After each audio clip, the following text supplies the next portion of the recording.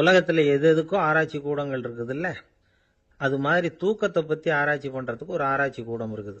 அப்படி ஆராய்ச்சி பண்ணணும்னா அதுக்கு மூழ்கிக்கிட்டு இருக்கணும்ல. அதனால தான் அந்த ஆராய்ச்சி கூடம் இங்கே இல்லை. அமெரிக்காவில் பாஸ்டன் பல்கலைக்கழக மருத்துவமனையில் அது இருக்குது. அங்கே தூக்கத்தை பற்றி பலவிதமான ஆராய்ச்சிகள் பண்ணிகிட்டு இருக்கிறாங்க. அந்த ஆராய்ச்சி கூடத்தில் இயக்குனராக இருக்கிற ஒரு நிபுணர் அவர் என்ன சொல்கிறார் தெரியுமா?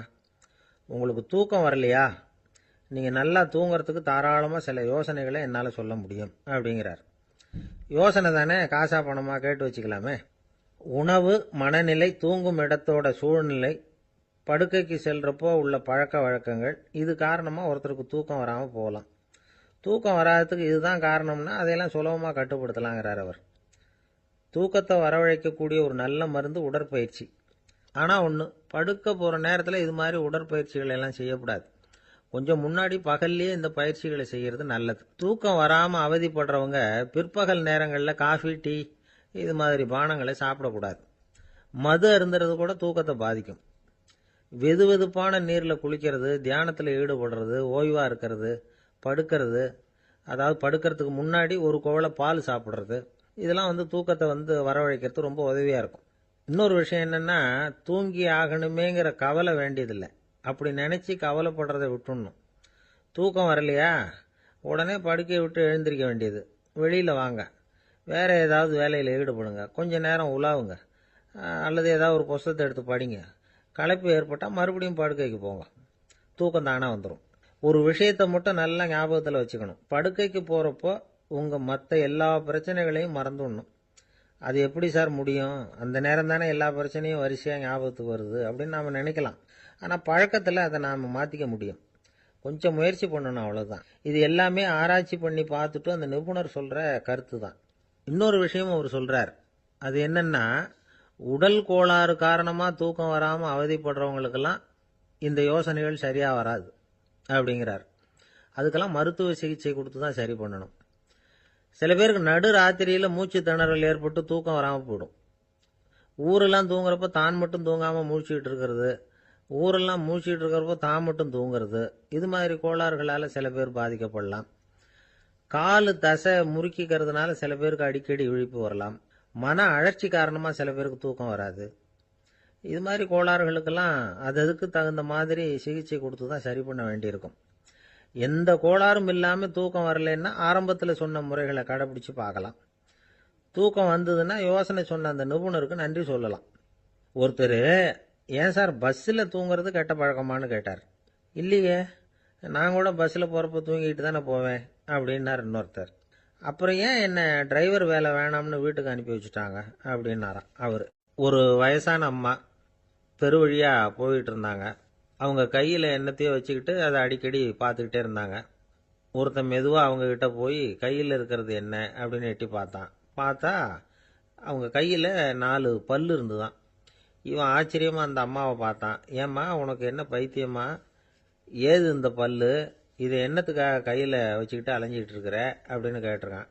அதுக்கு அந்த அம்மா விவரம் சொல்ல ஆரம்பித்தாங்களாம். இதை பாருப்பா, எனக்கு ஒரு மகன் இருந்தான், அவனை ரொம்ப செல்லமாக வளர்த்தேன். அவனை தரையிலேயே நடக்க விடுறதில்ல, எப்பவும் தூக்கி வச்சுக்கிட்டு இருப்பேன். அவன் நல்லா பெரியவனாகி பள்ளிக்கூடம் போகிறப்ப கூட அவன் புஸ்தக மூட்டையை நான் தான் சுமந்துக்கிட்டு போவேன். பார்க்குறவங்க கூட கேலி பண்ணுவாங்க, ஏம்மா படிக்க போகிறது நீயா உன் பிள்ளையான்னு கேட்பாங்க. அவன் இன்னைக்கு எவ்வளவோ பெரிய மனுஷன் ஆயிட்டான், வெளிநாட்டில் பெரிய உத்தியோகத்தில் இருக்கான். சமீபத்தில் இங்கே வந்துட்டு போனான். ஒரு நாள் ஏதோ கோபத்தில் என்ன அரைஞ்சுட்டான். அப்போ இந்த 4 பல்லும் கீழே விழுந்துட்டுது. இன்னமும் கூட விழுந்திருக்கும், ஆனால் பல்லு தான் இல்லை.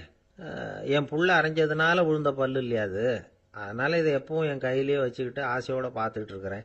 அவன் தான் வெளிநாட்டுக்கு போட்டான், அவனை பார்க்க முடியாத ஏக்கத்தை நான் இந்த பல்லை பார்த்து போக்கிக்கிறேன் அப்படின்னு நாங்களாம் அந்த அம்மா.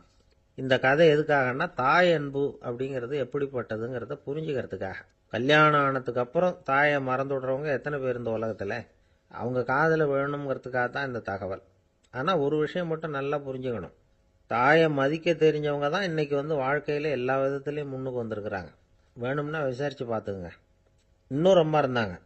அவங்க தினமும் ஒரு கோயிலுக்கு வருவாங்க. சாமியை பார்த்து, கடவுளே நான் இறந்து போனால் நரகத்துக்கு போகணும் அப்படின்னு வேண்டிக்குவாங்களாம். எல்லாரும் சொர்க்கத்துக்கு போகணும்னு தானே கடவுள்கிட்ட வேண்டிக்குவாங்க. இந்த அம்மா தினம் நான் நரகத்துக்கு போகணும் அப்படின்னு வேண்டிக்கிறாங்க. அங்கே இருந்த அர்ச்சகருக்கு இது சந்தேகம். ஒரு நாள் அதை நேரடியாகவே அவங்கக்கிட்ட கேட்டுவிட்டார். அதுக்கு அந்த அம்மா பதில் சொன்னாங்களாம், ஐயா, எனக்கு கல்யாணம் ஆகி ரொம்ப நாள் வரைக்கும் குழந்தை பாக்கியம் இல்லாமல் இருந்தது. கோயில் குளம் எல்லாம் சுற்றி வந்தேன். ரொம்ப நாள் கழித்து ஒரு குழந்தை பிறந்தது, ஆண் குழந்தை. அவனை நான் ரொம்ப செல்லம் கொடுத்து வளர்த்தேன். அதோட விளைவு என்ன ஆச்சுன்னா, அவன் ரொம்ப மோசமாக ஆயிட்டான். கெட்ட பழக்க வழக்கம்லாம் கற்றுக்கிட்டான். அவன் இறந்து போனால் நிச்சயம் அவனுக்கு நரகம்தான் கிடைக்கும். அந்த அளவுக்கு கெட்டவன் அவன். அப்படிப்பட்ட காரியங்கள்லாம் பண்ணிகிட்டு இருக்கான், எனக்கு தெரியும். இவனுக்காக நரகத்தில் கூட யாரும் தயவு காட்ட மாட்டாங்க, தாட்சண்யம் காட்ட மாட்டாங்க. அதனால் இவனுக்கு முந்தி நான் இறந்து நரகத்துக்கு போயிட்டா அங்கே இவனை கவனிச்சிக்கலாமே, இவனுக்கு பணிவிடை செய்யலாமேன்னு பார்க்குறேன் அப்படின்னு நாங்களாம். அதனால தான் நான் நரகத்துக்கு போகணும்னு தினம் ஆண்டவனை வேண்டிகிட்டு இருக்கிறேன் அப்படின்னு கண்கலங்கி அந்த அம்மா சொன்னாங்களாம். அதுதான் தாய் உள்ளம்ங்கிறது. தாயின் பெருமையை சரியாக உணர்ந்துட்டா அவங்களுக்கு எப்பவும் எந்த கஷ்டமும் வராது. இது ஏதோ உபதேசத்துக்காக சொல்கிற வார்த்தை இல்லை, உண்மையான வார்த்தை. இந்த விவரத்தையெல்லாம் நண்பர் ஒருத்தர்கிட்ட சொல்லிக்கிட்டு இருந்தேன். அவர் கொஞ்ச நாள் கழித்து என்னை தேடி வந்தார். அவர் கையிலேயும் 4 பல்லு வச்சுருந்தார். என்னங்க ஆச்சு, ஏதுங்க இந்த பல்லு அப்படின்னு விசாரித்தோம். உங்கள் உபதேசத்தை கேட்டுவிட்டு இந்த உலகத்தில் எல்லாரையும் தாயாக நினைக்க ஆரம்பிச்சிட்டேன். ஒரு அம்மாவை கடத்தரில் பார்த்து தாயேன்னு கூப்பிட்டேன். அவங்க உடனே பலார்னு என்னை அரைஞ்சிட்டாங்க. பல்லு விழுந்துட்டுது. அதை தான் பொறுக்கி எடுத்துக்கிட்டு நேராக உங்களை தேடி வந்துக்கிட்டு இருக்கிறேன்னார். தாயேன்னு தானே கூப்பிட்டீங்க, அதுக்கு ஏன் அரைஞ்சாங்க அப்படின்னு கேட்டோம். நான் தாயேன்னு கூப்பிட்டது அவங்க காதில் நாயேன்னு விழுந்துட்டு தான், அதுதான் அப்படி ஆயிட்டுது அப்படின்னார். என்ன சார், உங்கள் பையன் என்ன செஞ்சுக்கிட்டு இருக்கிறான் இப்போ அப்படின்னு கேட்டார் ஒருத்தர். அடிக்கடி கண்ணாடி முன்னாடி நின்று அழகு பார்த்துக்கிட்டு இருக்கிறான் சார் அப்படின்னார் அப்பா. இளம் பருவம் இப்படி தான் இருக்கும், அதையெல்லாம் சாதாரணமாக நினச்சிடாதீங்க அப்படின்னார் அவர். என்ன சார் சொல்கிறீங்க, கண்ணாடி முன்னாடி நின்றுக்கிட்டு நேரத்தை வீணாக்கிக்கிட்டு இருக்கான், அதை ஒரு பெரிய விஷயமா நான் நினைக்கணுமா அப்படின்னார் இவர். இளம் பருவத்தில் இளைஞர்களுக்கும் சின்ன பொண்ணுங்களுக்கும் அடிக்கடி கண்ணாடியில் பார்க்கணும்னு தோணும். அது வெறுமனே அழகு பார்க்கறது மட்டும் இல்லை, அவங்க தங்களையே தேடி கண்டுபிடிக்கிற ஒரு முயற்சி அது. இது ஒரு மனோதத்துவ விளைவு. இது வரைக்கும் சின்ன பிள்ளையா இருந்துட்டோம், இனிமேல் நாமளும் மற்றவங்க மாதிரி மனிதர்கள் தான் அப்படிங்கிற உணர்வு அவங்களுக்கு வருது. தங்களோட முகம் எப்படி இருக்குது, அழகு எப்படி இருக்குது, உடம்பு நேரம் எப்படி இருக்குது, முடி எப்படி இருக்குது அப்படிங்கிறதையெல்லாம் கண்டுபிடிக்கிறாங்க. அதுக்கப்புறம் இன்னொரு ஆணோ பொண்ணோ தன்னை கவனிக்கணும் அப்படின்னு நினைக்கிறாங்க. இதெல்லாம் மனோதத்துவ உண்மைகள், இதெல்லாம் இயற்கை. இதை பார்த்துட்டு பெற்றவங்க பிள்ளைங்க கெட்டு போட்டாங்க அப்படின்னு நினைக்கக்கூடாது, அவங்கள திட்டிக்கிட்டே இருக்கக்கூடாது. இன்னைக்கு பல குடும்பங்களில் இதுதான் நடந்துகிட்டு இருக்குது. மனுஷ வாழ்க்கையிலேயே இப்படியும் இல்லாத அப்படியும் இல்லாத ஒரு பருவம் இளம் பருவம். 13லேருந்து 19 வயசுக்கு உட்பட்ட ஆண்கள் பெண்கள் இந்த வகையை சேர்ந்தவங்க, டீனேஜ் குரூப். இவங்களை சின்னவங்கன்னு நினச்சிட முடியாது, பெரியவங்கன்னு நினச்சிட முடியாது. இவங்க ரொம்ப சென்சிட்டிவ். சமூகம் நினச்சா இவங்களை நல்லவங்களாகவும் ஆக்கலாம், கெட்டவங்களாகவும் ஆக்கலாம். கொஞ்சம் அக்கறை எடுத்துக்கிட்டால் பெரிய பெரிய மேதைகளையும் விஞ்ஞானிகளையும் உருவாக்கலாம். ஆனால் நடக்கிறது என்ன தெரியுமா, அநேகமாக இவங்களை யாருமே சரியாக புரிஞ்சுக்கிறது இல்லை, இவங்களை சரியாக நடத்துறதும் இல்லை. இது வரைக்கும் நாம் சொல்கிறத கேட்டுக்கிட்டு இருந்தான், இப்போல்லாம் அவன் இஷ்டத்துக்கு நடக்க ஆரம்பிச்சுட்டான் அப்படின்னு வருத்தப்படுற பெற்றோர்கள் அதிகம். இது வருத்தப்படுற விஷயம் இல்லை, சந்தோஷப்பட வேண்டிய விஷயம். உங்கள் புள்ள சொந்தமாக யோசிக்க ஆரம்பிக்கிறதும் நடந்துக்க ஆரம்பிக்கிறதும் ஒரு தப்பான விஷயமா? அவன் கடைசி வரைக்கும் உங்கள் பேச்சையே கேட்டுக்கிட்டு இருக்கணுங்கிறது என்ன நியாயம்?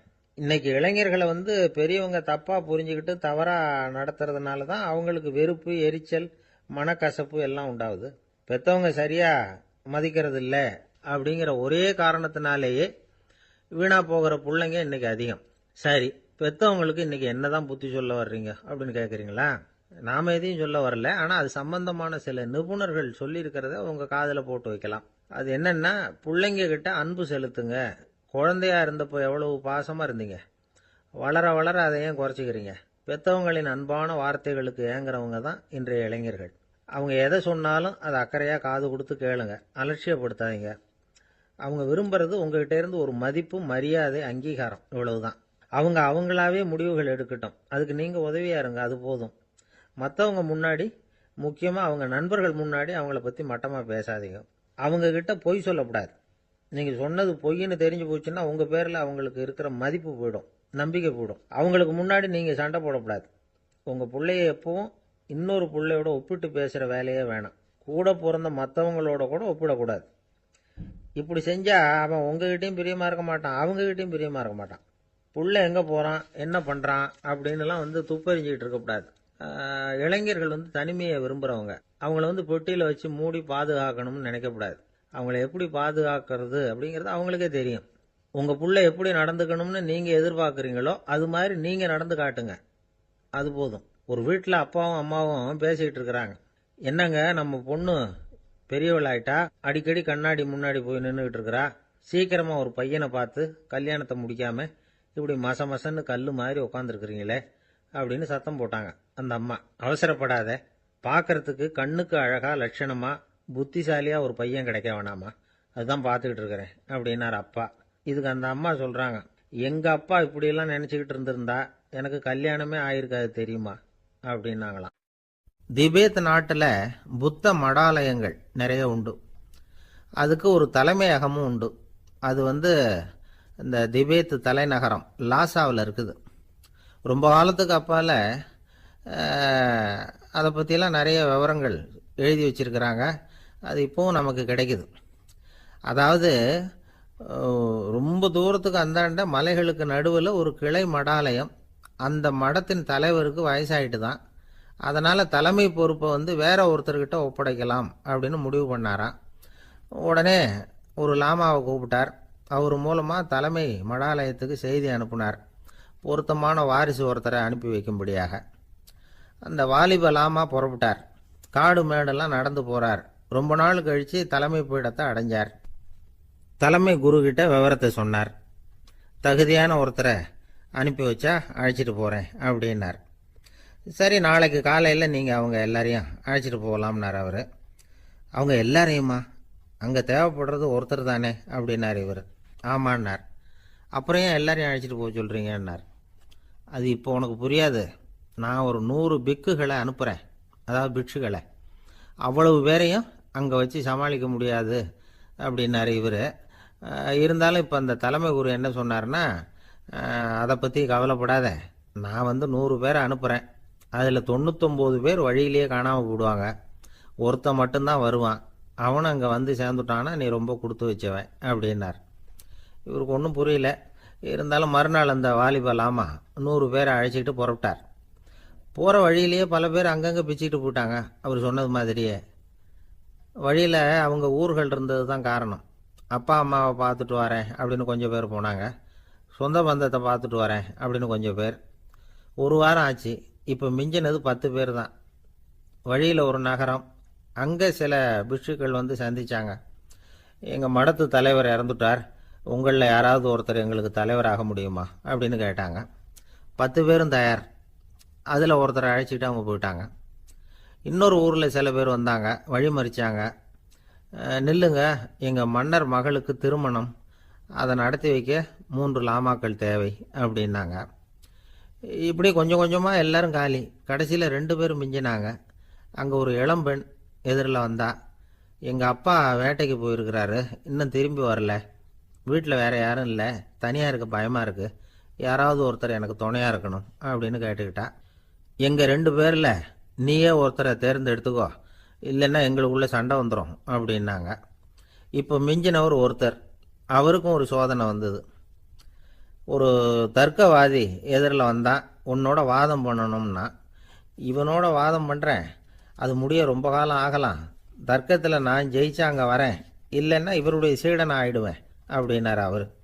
கடைசியாக அழைக்க வந்த வாலிபலாமா மட்டும் வெறுங்கையோடு திரும்பி போனார். அங்கே இருந்த வயசான மடாதிபதி கேட்டார், எத்தனை பேர் அங்கேருந்து புறப்பட்டீங்கன்னார். என்னையும் சேர்த்து 101ன்னார் அவர். நல்லது, நீயாவது திரும்பி வந்திய, அதுதான் எனக்கு போதும். ஏன்னா நீ தான் எனக்கு உண்மையான வாரிசு. அந்த 100 பேரில் யாரும் வரமாட்டாங்க அப்படின்னார் அவர். ஏன்னா அவருக்கு தெரியும் இவர் ஒருத்தர் தான் திரும்பி வருவாருங்கிறது. திபேத்தில் ஒரு பழங்கால பழமொழி உண்டாம், 100 பேர் செல்லலாம், எப்பொழுதாவது ஒருவன் அபூர்வமாக அடைய வேண்டிய இடத்தை அடைவான். இதுதான் அந்த பழமொழி. ஒரு உன்னதமான இலக்கை அடையணும்னா அது அவ்வளவு சுலபமான காரியம் இல்லை. இந்த காலத்து மடாலயம் ஒன்று, அதில் ஒரு தலைவர், அவருக்கு வயசாயிட்டுது, தனக்கு ஒரு வாரிசை நியமிக்கணும் அப்படின்னு ஆசைப்பட்டார். ரொம்ப கஷ்டப்பட்டு ஒருத்தரை பிடிச்சார். தனக்கு வாரிசாக நியமிச்சுட்டு அவர் சமாதி ஆயிட்டார். புதுசாக பொறுப்பேற்றுக்கிட்டவர் அப்படியே உட்காந்துருந்தார். அவரை தேடிட்டு பத்திரிகை நிருபர்கள்லாம் வந்தாங்க, கேட்டாங்க. அவர் உங்கள் பொறுப்பில் அவர் பெரியவர் விட்டுட்டு போன இது எவ்வளவு சுமாராக தேரும், எவ்வளவு விட்டுட்டு போனார் அப்படின்னு கேட்டிருக்கிறாங்க. அது என்ன ஒரு 50 லட்சம் இருக்கும் அப்படின்னாராம். அவ்வளவும் பணமா அப்படின்னு கேட்டிருக்காங்க. இல்லைங்க, கடன் அப்படின்னாராம் இவர். ஒரு தடவை கலைவாணர் என்எஸ் கிருஷ்ணன் பேராசிரியர் கல்கியை சந்திச்சு பேசிக்கிட்டு இருந்தாராம். கலைவாணர் கல்கியை பார்த்து, எனக்கு கதை எழுத ஆசையா இருக்கு, எப்படி எழுதுறதுன்னு கேட்டாராம். கதை எழுதுறதுக்கு 4 மை வேணும்னாராம் கல்கி. அப்படியா, அப்படின்னா என்னென்ன கலர் மை அப்படின்னு கேட்டிருக்காரு கலைவாணர் சிரிச்சுக்கிட்டே. நான் சொன்னது கலர் மை இல்லை, அது வேற மை. அதாவது கதை எழுதுறதுக்கு தேவைப்படுகிற 4 மை எதுன்னா, 1 திறமை, 2 பேணாமை, 3வது தனிமை, 4வது பொறுமை அப்படின்னாராம். உடனே கலைவாணர், உங்க யோசனை அருமை அப்படின்னாராம். அதுதான் கலைவாணர். பொதுவாக எழுத்தாளர்கள் எழுதுகிற மாதிரி நடந்துக்கிறது இல்லை. ஆனால் கலைவாணர் என்ன சொல்லுவாரோ அதே மாதிரி நடந்துக்குவார். எல்லாருக்கும் எல்லாம் கிடைக்கணுங்கிற கருத்தை சினிமா படங்களில் வலியுறுத்துவார். அதே மாதிரி நடைமுறை வாழ்க்கையிலேயும் எல்லாருக்கும் எல்லாமும் கொடுப்பார். பணம், பதவி, புகழ் இப்படி எதுவுமே இல்லாத ஒரு சாதாரண மனுஷனாக இருந்தால் கூட இவர் மனுஷனுக்கு கொடுக்குற மரியாதையில் கொஞ்சமும் குறைச்சல் இருக்காது. இந்த குணம் சாதாரணமாக எல்லாருக்கும் இருக்கிறது இல்லை. அவர் சினிமா தியேட்டருக்கு போய் சினிமா பார்க்கறது வழக்கம். அவர் வந்திருக்கிறாருங்கிறது தெரிஞ்சா போதும், வெளியில பிச்சைக்காரங்க கூடிடுவாங்க. இது அவருக்கு தெரியும். வெளியில நம்மளை நம்பி ஒரு கூட்டம் காத்துக்கிட்டு இருக்குமேன்னு நினைப்பார். உடனே ஒரு 100 ரூபா நோட்டை கொடுத்து சில்லறையா மாத்திட்டு வர சொல்லுவார். படம் முடிஞ்சு வெளியில வர்றப்போ சில்லறையோட வருவார். எல்லாருக்கிட்டையும் கொடுத்துருவார். ஏன்னா எல்லாரும் தேடிட்டு வருவாங்க அவரை. என்ன எல்லாரும் சௌக்கியமா இருக்கிறீங்களா அப்படின்னு பிரியமா விசாரிப்பார். ஏதோ ரொம்ப நெருங்கின சொந்தக்காரங்களை விசாரிக்கிறது மாதிரி விசாரிப்பாரு. தன்கிட்ட இருக்கிற சில்லறையை எல்லாருக்கும் சமமா பிரிச்சு கொடுத்துட்டு தான் அங்கிருந்து புறப்படுவார். ஒரு நாள் அது மாதிரி புறப்படுற சமயத்துல ஒரு சின்ன பையனுக்கு சில்லறை எதுவும் கிடைக்கல கொடுக்கறதுக்கு. இது கலைவாணருக்கு தெரியாது. கார்ல ஏறி புறப்பட்டு போயிட்டார். அந்த பையன் காரை பிடிச்சிக்கிட்டு பின்னாடியே ஓடியாந்துருக்கிறான். ஐயா, நீங்களே இல்லைன்னு சொன்னா நான் என்ன பண்றது, இன்னைக்கு பட்னி தான், அம்மாவுக்கு வேற உடம்பு சரியில்லை அப்படின்னு கத்திக்கிட்டே ஓடியாந்தானா. கலைவாணர் கவனிச்சுட்டார். உடனே காரை நிறுத்த சொன்னார். இறங்கினார். அந்த சின்ன பையனை கட்டி பிடிச்சிக்கிட்டு, என்னை மன்னிச்சுக்கப்பா, நான் கவனிக்காம வந்துட்டேன் அப்படின்னு சொல்லி அழ ஆரம்பிச்சுட்டாராம். இன்னொரு தடவை இதே மாதிரி ஒரு தியேட்டர்ல இருந்து வெளியில வந்திருக்கிறார். ஒரு ஆள் அவர்கிட்ட நின்றுருக்கார். அவர் கொடுக்கறதுக்கு இவர்கிட்ட பணம் இல்லை. பணம் இல்லையாப்பா அப்படின்னாராம். உங்ககிட்டயே இல்லையா அப்படின்னாராம் அவரு. கலைவாணருக்கு மனசு ரொம்ப சங்கடமா போச்சு. உடனே புறப்பட்டு வீட்டுக்கு போனார். அங்க இங்க தேடி பார்த்து அங்க இருந்த கொஞ்சம் நெஞ்ச சில்லறை எடுத்தார். காரு டிரைவரை கூப்பிட்டார். தியேட்டர் வாசல்ல நின்றுகிட்டு இருந்த ஆசாமியோட அங்க அடையாளங்களை சொன்னார். காரை எடுத்துட்டு போய் அந்த ஆளை கண்டுபிடிச்சி இந்த காசை கொடுத்துட்டு வா அப்படின்னு அனுப்பி வச்சாராம். பிச்சை போடுறதுக்காக காரை அனுப்புனதாக வேற யாரை பத்தியாவது நீங்க கேள்விப்பட்டிருக்கிறீங்களா? அவர் ஒரு வித்தியாசமான மனிதர், வித்தியாசமான கலைஞர். கலைவாணரோட சகோதரர் கல்யாணம் நடந்தது. அதுல தியாகராஜ பாகவதர் கச்சேரி முடிஞ்ச உடனே அதுல சம்பந்தப்பட்ட கலைஞர்களுக்கெல்லாம் கலைவாணர் பரிசுகள் கொடுக்குறார். அந்த கச்சேரியில கடம் வாசிச்சவருக்கு மட்டும் மற்ற எல்லாருக்கும் கொடுத்ததை விட பெருசா ஒரு வெள்ளி கோப்பையை பரிசா கொடுத்தாராம். மற்றவங்களுக்கெல்லாம் சின்னதா கொடுத்துட்டு கட வித்துவானுக்கு மட்டும் பெருசா பரிசு கொடுக்குறீங்களே ஏன்னு கேட்டிருக்கிறாங்க. அதுக்கு கலைவாணர் விளக்கம் கொடுத்தாராம். இப்பெல்லாம் ரயில்ல கூட்டம் அதிகங்கிறது உங்களுக்கு எல்லாருக்கும் தெரியும். இந்த வித்வான் இவ்வளவு பெரிய மண்பானைய ரயில்ல ரொம்ப பத்திரமா உடையாம ரொம்ப தூரத்துல இருந்து கொண்டு வந்திருக்கிறாரே, அது என்ன சாமான்யமான காரியமா? அவரோட அந்த சாமர்த்தியத்தை பாராட்டுறதுக்காக தான் அவருக்கு இவ்வளவு பெரிய பரிசு அப்படின்னாராம். இந்த உலகத்துல எத்தனை வகையான மனிதர்கள் இருக்கிறாங்க, ஒவ்வொரு மனிதனுமே ஒவ்வொரு வகை அப்படிங்கிறாங்க விஞ்ஞானிகள். மனிதர்களை 3 வகையா பிரிக்கலாம் அப்படின்னு சொல்றாங்க மெய்ஞானிகள். இவங்களை பத்திலாம் ஏற்கனவே நாம பேசியிருக்கிறோம். இப்போ டாக்டர் எட்வர்டு பேட்ச் அப்படிங்கிற நிபுணர் என்ன சொல்றாரு தெரியுமா? மனிதர்களை 7 வகையா பிரிக்கலாம்ங்கிறார். மனிதர்களின் மனநிலை அடிப்படையில் அவங்களை 7 விதமா வகைப்படுத்துறார் அவர். சரி, அது என்ன 7 வகை? முதல் வகை என்னன்னா பயந்த குணம் உள்ளவங்க.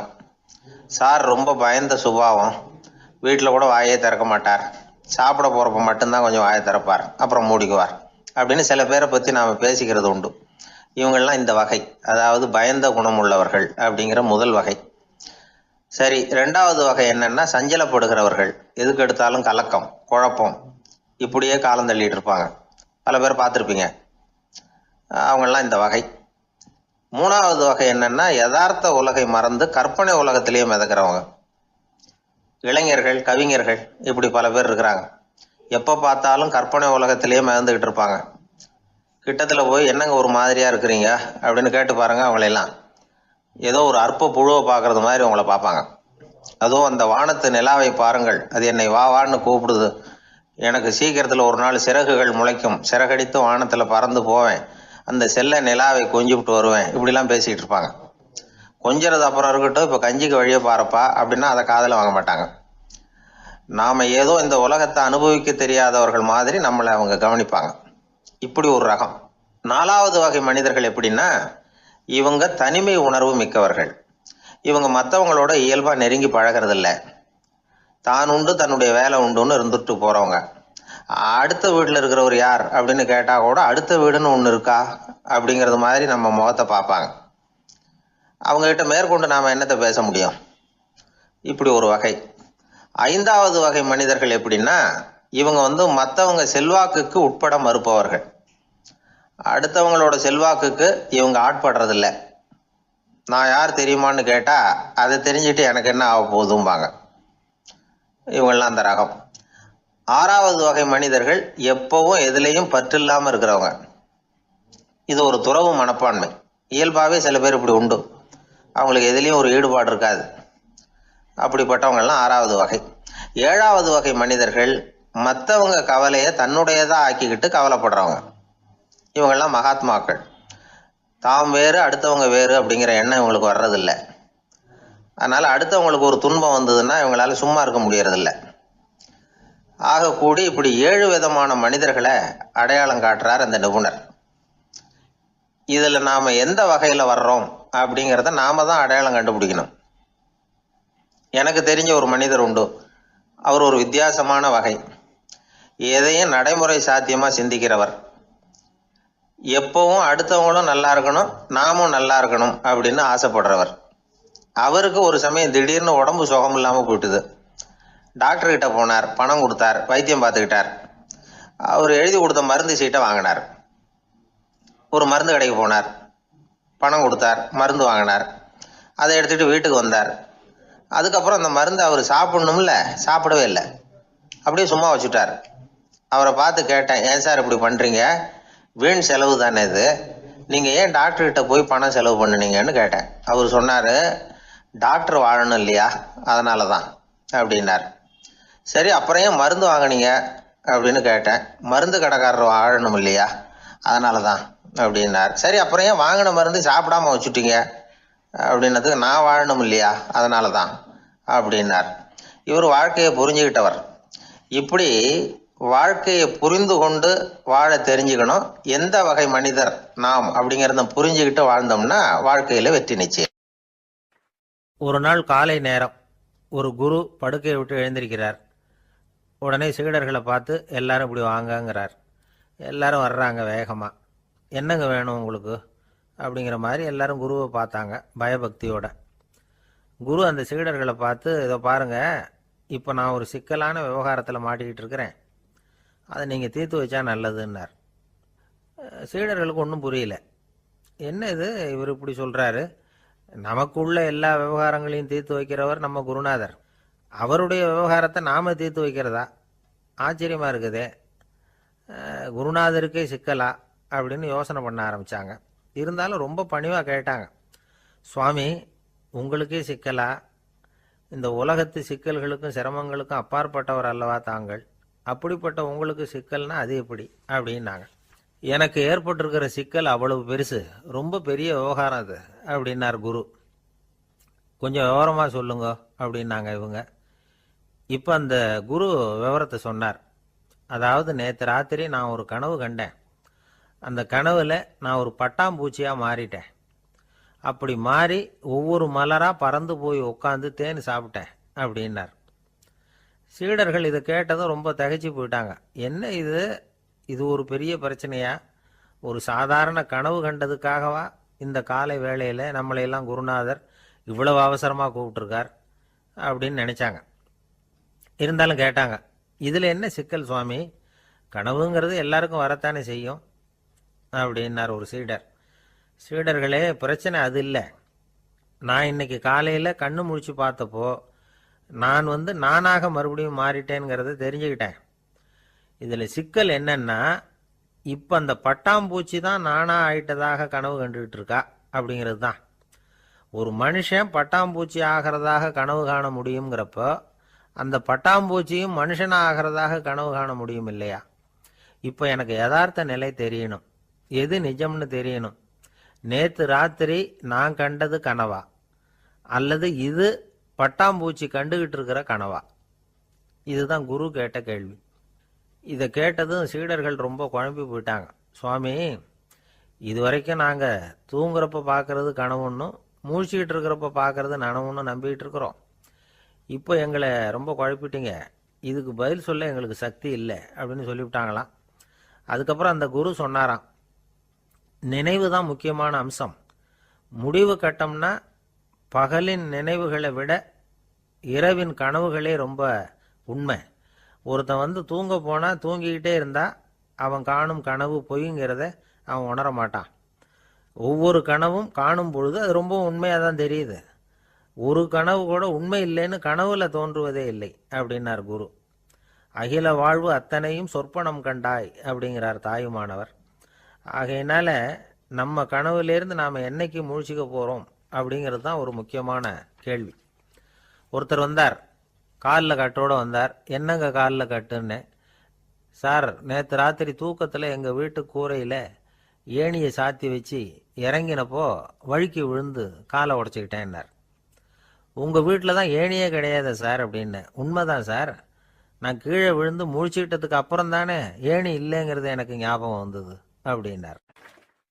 இப்போ மேலே எனக்கு அளவு கடந்த அன்பு அப்படின்னு யாராவது சொன்னால் அதை அலட்சியமாக நினச்சிடக்கூடாது.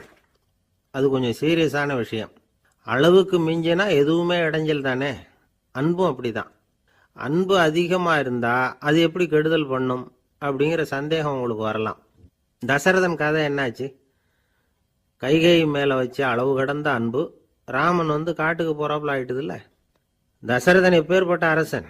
விஸ்வாமித்திரர் சொல்றார், என்ன மாதிரி முனிவர்களுக்கும் தேவர்களுக்கும் ஏதாவது கஷ்டம் வந்தா முதல்ல முருகன் கிட்ட போவோம், அப்புறம் பரமசிவனை போய் பார்ப்போம், அதுக்கப்புறம் திருமால் கிட்ட போவோம், அப்புறம் பிரம்மன் இந்திரன் இவங்களெல்லாம் போய் பார்ப்போம். இவங்களால எல்லாம் முடியலன்னா கடைசியில் அயோத்திக்கு வருவோங்கிறார். உன்னை விட்டா வேற கதி உண்டோ அப்படின்னு தசரதனை பார்த்து விஸ்வாமித்திரரே சொல்றார். அப்பேற்பட்ட அரசன் தசரதன் கைகேயி காலில் விழறான். உன் பாதங்களை தொட்டு கெஞ்சி கேட்டுக்கிறேன், ராமனை காட்டுக்கு அனுப்பாதேங்கிறான். தசரதனுடைய இந்த நிலைமைக்கு என்ன காரணம்? அவன் கைகேயி மேலே வச்ச அளவு கடந்த அன்பு தான் காரணம். இப்போ சொல்லுங்க, அன்பா இருந்தாலும் அது அளவுக்கு மீறி போனால் கெடுதல் பண்ணுமா பண்ணாதா? அது மட்டும் இல்லை, அளவு கடந்த அன்பு நீதிக்கும் நியாயத்துக்கும் புறம்பான காரியங்களையும் செய்ய வச்சிரும். தசரதன் மிகச்சிறந்த நீதிமான், தர்மத்துக்கு விரோதமாக ஒரு காரியமும் செய்யாதவன். அப்பேற்பட்டவன் தன்னுடைய மனைவியை பார்த்து என்ன சொல்றான் தெரியுமா? உனக்காக நான் என்ன செய்யணும்னு சொல்லு செய்கிறேன். ஒரு குற்றமும் செய்யாத ஒருத்தனை கொல்லணுமா கொல்றேன். மரண தண்டனை விதிக்கப்பட்ட ஒருத்தனை விடுதலை செய்ய சொல்றியா செய்கிறேன். எந்த பிச்சைக்காரனையாவது கோடீஸ்வரனாக சொல்றியா ஆக்குறேன், அல்லது கோடீஸ்வரனை பிச்சைக்காரன் ஆக்கணுமா ஆக்குறேன் அப்படிங்கிறான். நீதிக்கு விரோதமான இந்த பாவங்களை செய்யறதுக்கு அப்பேற்பட்ட அரசன் எப்படி துணிஞ்சான்? மனைவி பேரில் வச்ச அளவு கடந்த அன்பு தான் காரணம்.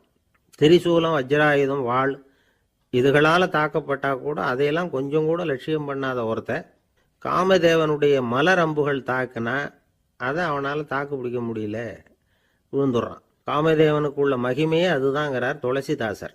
அதனால தான் பெரியவங்கள்லாம் என்ன சொல்கிறாங்கன்னா, எதையும் அளவுக்கு மீறி செய்யாதேங்கிறாங்க. அப்பா, அம்மா, மனைவி, மக்கள் எல்லார் பேர்லேயும் அன்பு அவசியம்தான். ஆனால் அந்த அன்பு அறிவுக்கு புறம்பாக இருக்கக்கூடாது, அளவுக்கு மீறி இருக்கக்கூடாது. அப்போ தான் வாழ்க்கை சுகமாக இருக்கும், இல்லைன்னா அவஸ்தை தான். அளவுக்கு மீறின அன்புங்கிறது புரியுது, அது சரி. அறிவுக்கு புறம்பான அன்புங்கிறது எப்படி? ஒரு தாய்க்கு ஜலதோஷம் அல்லது ஏதோ ஒரு தொற்று நோயின்னு வச்சுங்களேன். அந்த அம்மாவுக்கு தன்னுடைய குழந்தை பேரில் அளவு கடந்த அன்பு. தனக்கு நோய் இருக்கு, அது அடுத்தவங்களுக்கு தொற்றக்கூடியது அப்படின்னு தெரிஞ்சிருந்தோம் அன்பை காட்டுறதுக்காக அந்த குழந்தைக்கு முத்தம் கொடுக்குறேன்னு தூக்கி வச்சுக்கிட்டு கொஞ்சம் ஆரம்பிச்சதுன்னு வச்சுக்கோங்க, அது நல்லா இருக்குமா? இதுதான் அறிவுக்கு புறம்பான அன்புங்கிறது. அது மாதிரி விலங்குகள்கிட்ட அன்பாயிருன்னு சொல்கிறோம். அதுக்காக புலிக்கு முத்தம் கொடுக்க முடியுமா? அப்படி கொடுத்தா அது அறிவுக்கு புறம்பான அன்பு. அதனால் அன்பு கூட அறிவுபூர்வமாக இருக்கணும் அப்படிங்கிறத இன்னைக்கு தகவல் மூலமாக நாம் புரிஞ்சுக்கணும். இந்த காலத்து காதலன் தன்னுடைய காதலிகிட்ட சொன்னானாம், இதை பாரு, உன் பேரில் எனக்கு அளவு கடந்த அன்பு, உனக்காக என்ன செய்யணும் சொல்லு செய்கிறேன், நெருப்பில் நடக்கணுமா நடக்கிறேன், நீரில் குதிக்கணுமா குதிக்கிறேன், உயிரையே கொடுக்கணுமா கொடுக்குறேன் அப்படின்னா. சரி, வர்றேன் ஞாயிற்றுக்கிழமை சாயந்தரம் 6 மணிக்கு இதே இடத்துக்கு வாங்க அப்படின்னுது அந்த பொண்ணு. இவன் கொஞ்சம் யோசனை பண்ணி பார்த்துட்டு, அன்னைக்கு மழை பெய்யாமல் இருந்தால் வந்துடுறேன் அப்படின்னானா. ஒரு காட்டில் ஒரு முனிவர் இருந்தார். ஒரு நாள் அவரை தேடிட்டு 4 பேர் வந்தாங்க. சுவாமி, எங்களுக்கு ரொம்ப நாளாக ஒரு சந்தேகம்னாங்க. என்னன்னு கேட்டார். இந்த உலகத்தில் எவ்வளவோ காரியங்கள் நடக்குது, எது நியாயம் எது அநியாயம் அப்படின்னு புரிஞ்சுக்க முடியலன்னாங்க. அது யாராலையும் புரிஞ்சுக்க முடியாதுன்னார் முனிவர். வந்தவங்களுக்கு ஆச்சரியமா போச்சு, ஒரு மாதிரியா பார்த்தாங்க. இதை முனிவர் கவனிச்சார்.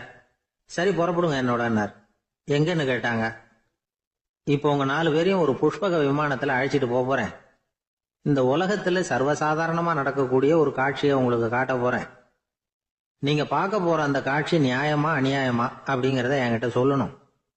நீங்க சரியான பதில் சொன்னா புஷ்பக விமானத்துல தொடர்ந்து பிரயாணம் பண்ணலாம். தவறான பதில் சொன்னா இந்த புஷ்பக விமானம் உங்களை கீழே தள்ளி விட்டுரும் அப்படின்னார்.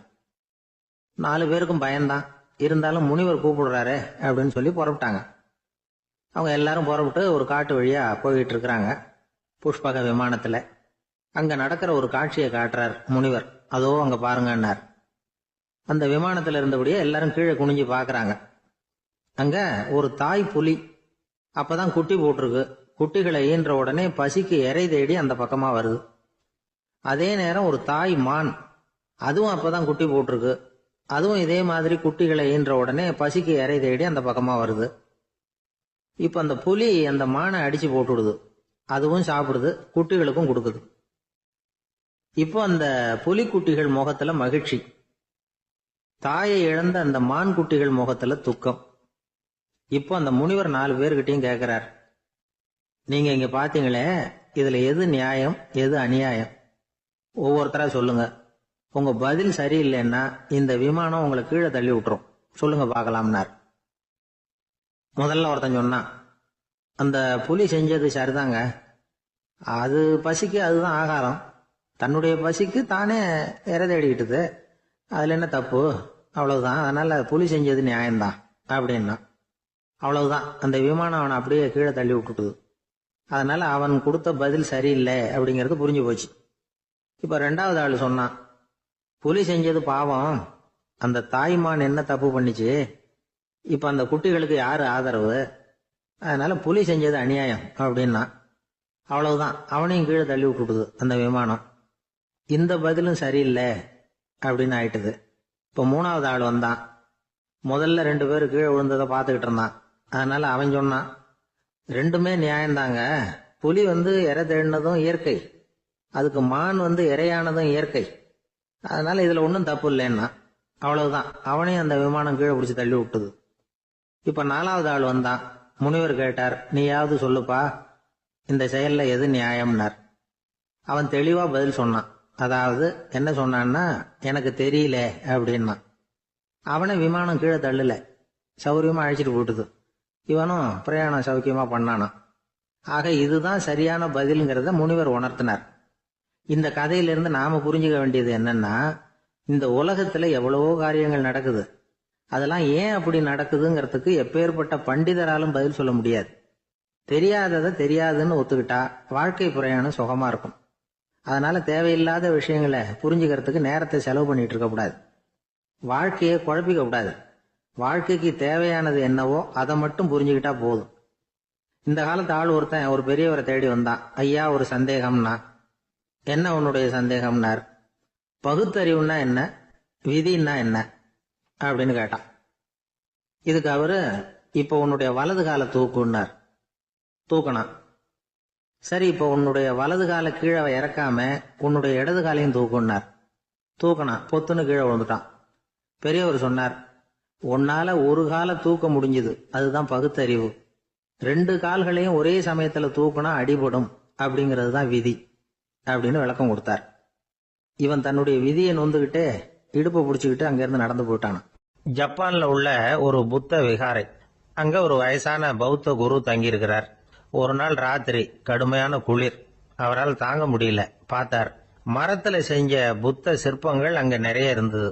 அதுல ஒன்ன எடுத்து அதுக்கு தீ மூட்டி அந்த நெருப்புல குளிர் காஞ்சிட்டு இருக்கிறார். மர சிற்பம் தீ வச்சதும் படபடன்னு வெடிக்க ஆரம்பிச்சுட்டுது. அந்த சத்தத்தை கேட்டதும் அந்த புத்த விகாரையின் குருக்கள் வெளியில ஓடி வந்தார். இவர் ஆனந்தமா குளிர் காஞ்சிக்கிட்டு இருக்கிறார். அவரால் பொறுத்துக்க முடியல.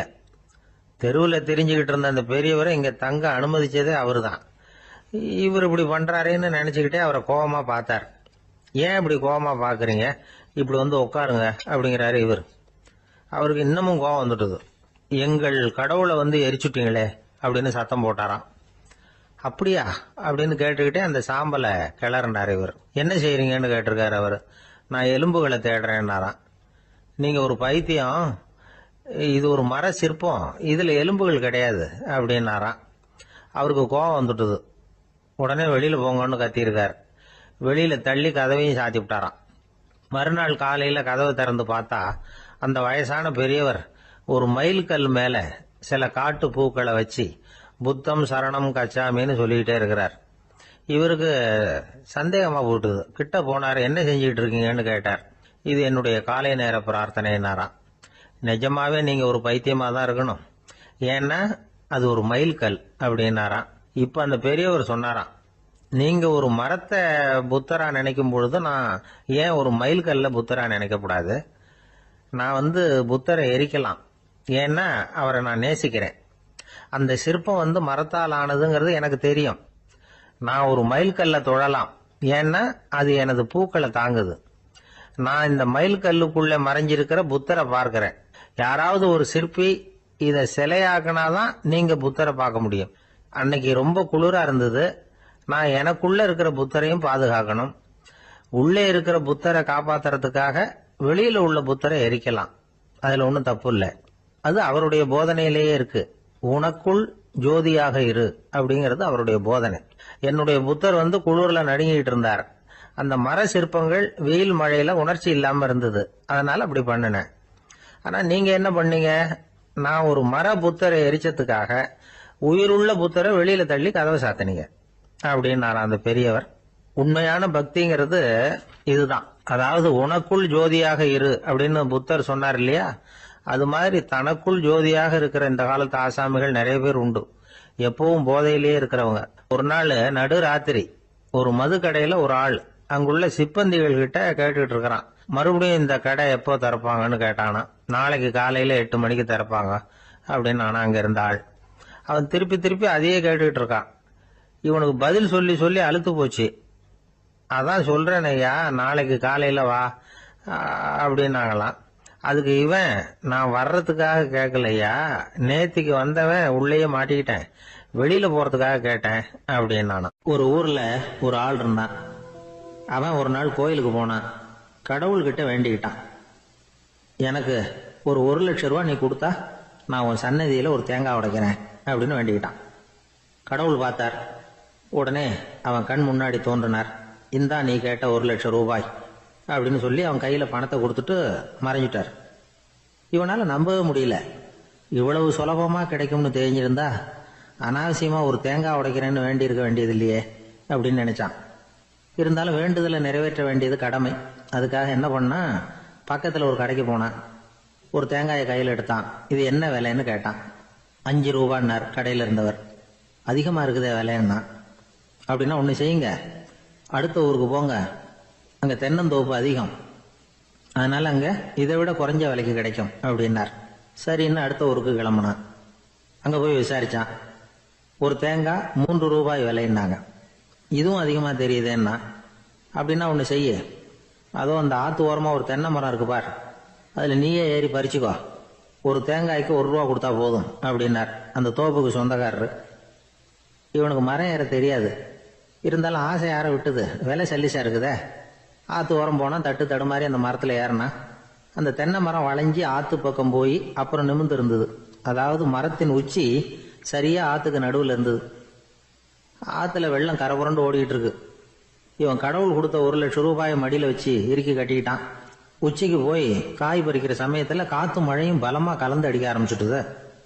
கால் வழுக்கி விட்டுட்டுது. இவன் சடார்னு ஒரு தென்னை மட்டையை பிடிச்சிக்கிட்டு தொங்க ஆரம்பிச்சிட்டான்.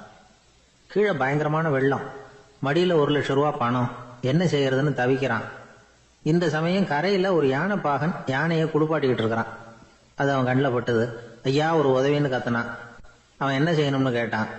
உன் யானையை மெதுவாக இங்கே அழைச்சிட்டு வா, எனக்கு நேராக கீழே நிறுத்து, என் காலை பிடிச்சி மெதுவாக கீழே இறக்கி விட்டுரு, என் மடியில் இருக்கிற பணத்தில் உனக்கு 10,000 ரூபா தரேன் அப்படின்னா.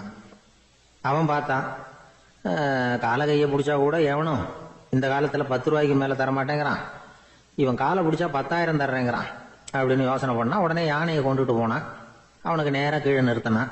அவன் காலை பிடிச்சான். அவ்வளவுதான். அந்த நேரம் பார்த்து யானை மெதுவாக நடந்து அப்பால போட்டுது. இப்போ யானை பாகன் அவன் காலை கெட்டியாக பிடிச்சிக்கிட்டு தொங்குறான். பரிதாபமாக மேலே பார்க்குறான். அவன் மட்டையை பிடிச்சிக்கிட்டு தொங்குறான். இப்போ யானை பாகன் சொல்கிறான், தம்பி மட்டையை விட்டுறாத, கெட்டியாக பிடிச்சிக்கோ, நான் உனக்கு 10,000 ரூபா தரேன், இதோ மடியில் தான் வச்சுருக்கேன்னா. மேலே தொங்குறவனுக்கு இந்த நிலைமையிலேயும் ஒரு சந்தோஷம். மேற்கொண்டு ஒரு 10,000 ரூபா நமக்கு கிடைக்கும் போல இருக்கே அப்படின்னு. இந்த சமயத்தில் ஒருத்தன் ஒட்டகத்தை ஓட்டிகிட்டு வந்தான் அந்த பக்கமாக குளிப்பாட்டுறதுக்கு. யானை பாகம் பார்த்துட்டான். ஐயா ஒட்டகக்காரரே, அதை இங்கே கொண்டுட்டு வா, எங்கள் காலை பிடிச்சி பத்திரமா இறக்கி விடு, நாங்கள் பணம் கொடுக்குறோம்னா. அவனும் பணத்துக்கு ஆசைப்பட்டு வந்தான். அவன் காலை பிடிக்கிற சமயம் ஒட்டகமும் நழுவி போட்டுது. இப்போ 3 பேருமே வரிசையாக தொங்குறாங்க.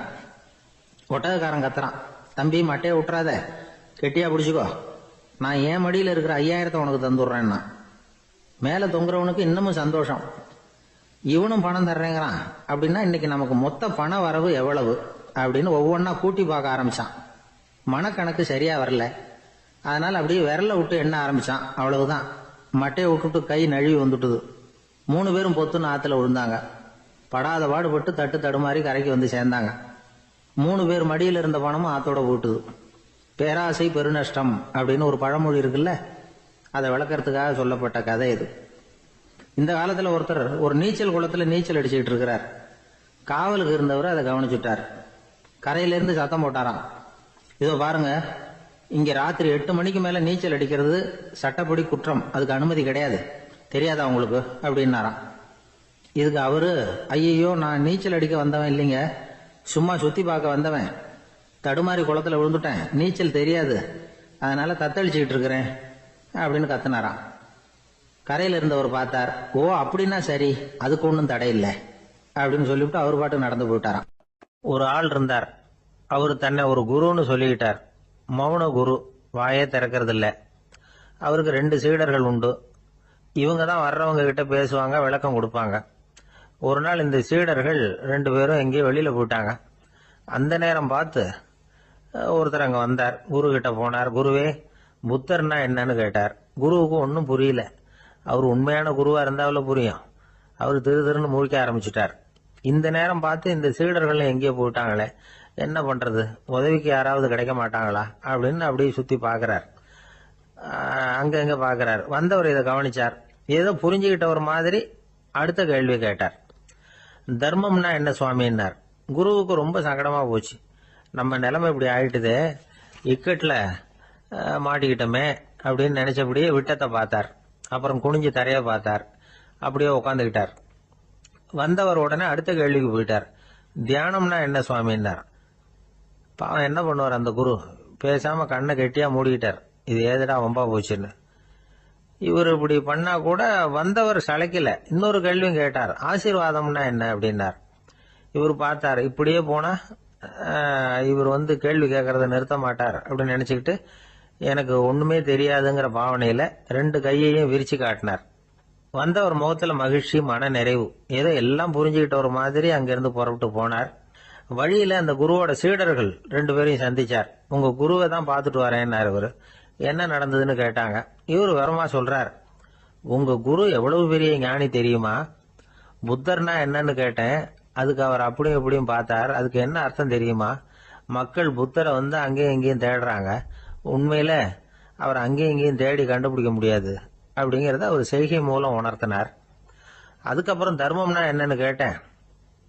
அவர் மேலையும் கீழையும் பார்த்து தர்மம் சமமானது, அதுல உயர்வு தாழ்வு இல்லைங்கிறத உணர்த்தினார். அதுக்கப்புறம் தியானம்னா என்னன்னு கேட்டேன். கண்ணை மூடிக்கிட்டார். கண்ணை மூடி காணுகிற அற்புதம் அது அப்படிங்கிறத புரிஞ்சுக்கிட்டேன். கடைசியா ஆசீர்வதிக்கப்படுறது பத்தி கேட்டேன். கைகளை நீட்டி உதவுறது தான் அது அப்படிங்கிறத தன்னுடைய இருகை விரிச்சு உணர்த்தினார். எவ்வளவு பெரிய மகான் அவரு அப்படின்னு சொல்லிவிட்டு அவர் பாட்டு போயிட்டார். சீடர்கள் அதுக்கப்புறம் மெதுவா குரு கிட்ட வந்து சேர்ந்தாங்க. அவங்கள பார்த்ததும் குருவுக்கு கோபம் வந்துட்டுது. அடே பாவிகளா, எங்கடா போய் தொலைஞ்சிங்க, நான் ஒரு ஆளுகிட்ட மாட்டிக்கிட்டு என்ன பாடுபட்டிருக்கேன் தெரியுமான்னார். இது மாதிரி தான் நாம சாதாரண மனிதர்களின் புற வேடங்களிலேயே மயங்கி போயிடுறோம். அவங்க பேச்சு, செய்கை, பார்வை இதுல எல்லாம் ஏதோ பெரிய தத்துவம் இருக்கிறதாக நினைச்சுக்கிறோம். உண்மையிலேயே அந்த தத்துவங்கள் யாருக்கு சொந்தம்? அவங்களுக்கு இல்ல, நமக்கு தான் சொந்தம். நாம தானே அதை கற்பிச்சுக்கிட்டோம். நம்மை நாம அடையாளம் கண்டுக்கிறது இல்ல, நாம யாருங்கிறது நமக்கு புரியறது இல்ல. அதுதான் இன்னைக்கு நடக்கிறது. அதனாலதான் அடுத்தவங்களை தேடி ஓடிக்கிட்டு இருக்கிறோம். சில வீடுகளில் கூட இது மாதிரி சைகைகள் உண்டு. சில குடும்ப தலைவர்கள் தினமும் காலையில கண்ணை கெட்டியா மூடிக்கிட்டு கை ரெண்டையும் சுத்தமா விரிச்சு வச்சுக்கிட்டே உட்காந்து தியானம் பண்றது வழக்கம். எதுக்காக அப்படி பண்றீங்கன்னு ஒருத்தரை பார்த்து கேட்டேன். இந்த மாசம் வாங்கின சம்பளம் பூரா தீர்ந்து போச்சு, இனிமே என் கையில சுத்தமா ஒண்ணும் இல்ல, புதுசா எதுவும் செலவு வச்சுடாதே அப்படிங்கறத அப்படி உள்ளங்கை ரெண்டையும் விரிச்சு காட்டி அவங்களுக்கு உணர்த்துறேன் அப்படின்னார். இந்த உலகத்துல மனுஷன் எவ்வளவோ தவறுகள் செய்யறான். அதுக்கெல்லாம் என்ன காரணம்? அதை பத்தின ஆராய்ச்சி தான் இன்னைக்கு. இதுக்கு ஆராய்ச்சி என்னத்துக்கு, அது தெரிஞ்ச விஷயம் தானே அப்படின்னு நீங்க நினைக்கலாம். ஆனா அப்படி அலட்சியமா இந்த விஷயத்தை விட்டுறக்கூடாது. பொதுவா எல்லோரும் நினைக்கலாம் எது சரி எது தவறு அப்படின்னு தெரியாததுனாலதான் மனுஷன் தப்பு பண்றான் அப்படின்னு. ஆனா அப்படி சொல்லிட முடியாது. மனுஷன் தெரிஞ்சேதான் தவறுகள் பண்றான். இப்ப உதாரணத்துக்கு ஒரு சாலையில இடது பக்கம் போக வேண்டிய ஒருத்தர் நடுக்கோட்டை தாண்டி வலது பக்கமா வண்டியை ஓட்டிட்டு போறாருன்னு வச்சுங்க. என்னப்பா இது தப்பு இல்லையா அப்படின்னு அவர்கிட்ட கேட்டா, அதெல்லாம் எனக்கு தெரியும், நீ உன் வேலையை பார்த்துட்டு போ அப்படிம்பார். வலது பக்கமா போறது தப்புன்னு தெரிஞ்சேதான் அவர் அப்படி செய்யறார், அப்படி போறார். பெரிய உத்தியோகத்துல இருக்கிறவங்க கூட லஞ்சம் வாங்குறாங்க. அவங்களுக்கெல்லாம் லஞ்சம் வாங்குறது தப்புன்னு தெரியலன்னு அர்த்தம். திருடுறது தப்புன்னு தெரியாமலாம் மனுஷன் திருடுறான், நல்லாவே தெரியும். நீங்க வேணும்னா கேட்டு பாருங்க, வேற வழி இல்ல அதனாலதான் திருடுறேன்பா. திருடுறது ஒரு புண்ணியமான காரியம்னு திருடனே கூட சொல்ல மாட்டான். திருடுறது தவறுங்கிறது திருடனுக்கு தெரியும் அப்படிங்கறத விளக்கறதுக்காக ஒரு பெரியவர் ஒரு கதை சொன்னார். அதாவது 2 திருடர்கள் 2 பேரும் சேர்ந்து ஒரு வீட்டுக்கு போய் ஒரு 10,000 ரூபாயை திருடிட்டு வந்துடுறாங்க. ஒரு காட்டு வழியா வந்துகிட்டு இருக்கிறாங்க. இன்னும் விடியல. 2 பேருக்கும் தூக்கம் கண்ணை சுத்துது. சரி, இப்படியே ஒரு மரத்தடியில படுத்து தூங்குவோம், காலையில விடிஞ்சதும் இந்த பணத்தை 2 பேரும் பங்கு போட்டுக்குவோம் அப்படின்னு முடிவு பண்றாங்க. அதே மாதிரி படுத்து தூங்குறாங்க. நடு ராத்திரியில ஒரு திருடன் முழிச்சுக்கிறான். விடிகிற வரைக்கும் காத்துக்கிட்டு இருந்தா 5,000 ரூபா தான் கிடைக்கும், இப்பவே கம்பி நீட்டினா 10,000 ரூபா கிடைக்கும் அப்படின்னு யோசிச்சு பார்த்துட்டு ஒரு முடிவுக்கு வந்தான். மெதுவா அந்த 10,000த்தையும் சுருட்டிக்கிட்டு அடுத்தவனுக்கு தெரியாம ஓடி போயிட்டான். விடியுது. அடுத்தவன் எழுந்திரிச்சு பாக்குறான். பணத்தையும் காணல, பாகஸ்தனையும் காணல. இந்த திருடன் அந்த திருடனை திட்டுறான். திருட்டு பய, அயோக்கிய பய, இப்படி அநியாயமா கிளப்பிட்டு போட்டானே அப்படிங்கிறான். இதுல இருந்து என்ன தெரியுது? தெரியாம எடுத்துக்கிட்டு போறது திருட்டு, அயோக்கியத்தனம், அநியாயம் அப்படிங்கறது இவனுக்கு தெரிஞ்சிருக்குது. அதனாலதான் அடுத்தவனை பார்த்து இப்படி திட்டுறான். அதனால தெரியாததுனால மனுஷன் தவறு பண்றான்னு சொல்றது சரியில்லை. அப்படின்னா மனுஷன் பண்ற தவறுகளுக்கு உண்மையான காரணம் தான் என்ன? இதே சந்தேகம் அர்ஜுனனுக்கும் வந்துதான். அதனாலதான் அவன் பகவானை பார்த்து கேக்குறான். மனுஷன் தன் விருப்பத்துக்கு விரோதமா ஏதோ ஒரு சக்தியினால பலாத்காரமா இழுக்கப்பட்டது மாதிரி பாவம் பண்றானே, அந்த சக்தி என்ன அப்படின்னு கேக்குறான். இதுக்கு பகவான் பதில் சொல்றார். காமமும் குரோதமும் தான் அந்த சக்திகள், அதாவது ஆசையும் சினமும். இது ரெண்டும் உன்னுடைய எதிரிகள் அப்படிங்கறத புரிஞ்சுக்கோ அப்படிங்கிறார். இன்னமும் நுணுக்கமா பார்த்தா காமத்தினுடைய மறு உருவங்கள் தான் குரோதமும் லோபமும். ஆசை நிறைவேறலன்னா குரோதம், அதாவது கோபம். ஆசை நிறைவேறிட்டதுன்னா லோபம், அதாவது பேராசை. பாவத்தை கண்ட்ரோல் பண்ணணும்னா அதுக்கு மெயின் சுவிட்ச் எது அப்படிங்கறது இப்பதான் தெரியுது. அதுக்கு மனுஷன் தெரிஞ்சேதான் தவறு பண்றான் அப்படின்னு பேசிக்கிட்டோமே. அதுக்கு ஒரு உதாரணம். ஒரு ஆளு ஹோட்டல்ல சாப்பிட போனான். சாப்பிட்டு முடிச்சான். எழுந்திரிச்சு முதலாளி கிட்ட பில்ல கொடுத்தான். காசை கொடுக்கல. முதலாளி பணம் கொடுன்னு கேட்டார். இவன் என்கிட்ட பணம் இல்லைன்னா. முதலாளி கொஞ்சம் கூட அலட்டிக்கல. உள்ள இருந்து ஒரு ஆளை கூப்பிட்டார். இவனை கூப்பிட்டுட்டு போய் இட்லி மாவு ஆட்ட சொல்லுனார். இவனும் கவலைப்படாம உள்ள போயிட்டான். அப்போ அழைச்சிட்டு போற ஆளு கேக்குறான், ஏன் சார் சாப்பிடுறதுக்கு முன்னாடி காசு இல்லைங்கிறது உங்களுக்கு தெரியாதா அப்படின்னு கேக்குறான். தெரியும், காசு இல்லைங்கிறதும் தெரியும், காசு இல்லாம சாப்பிட்டா மாவாட்டணுங்கிறதும் தெரியும் அப்படின்னா அந்த ஆள்.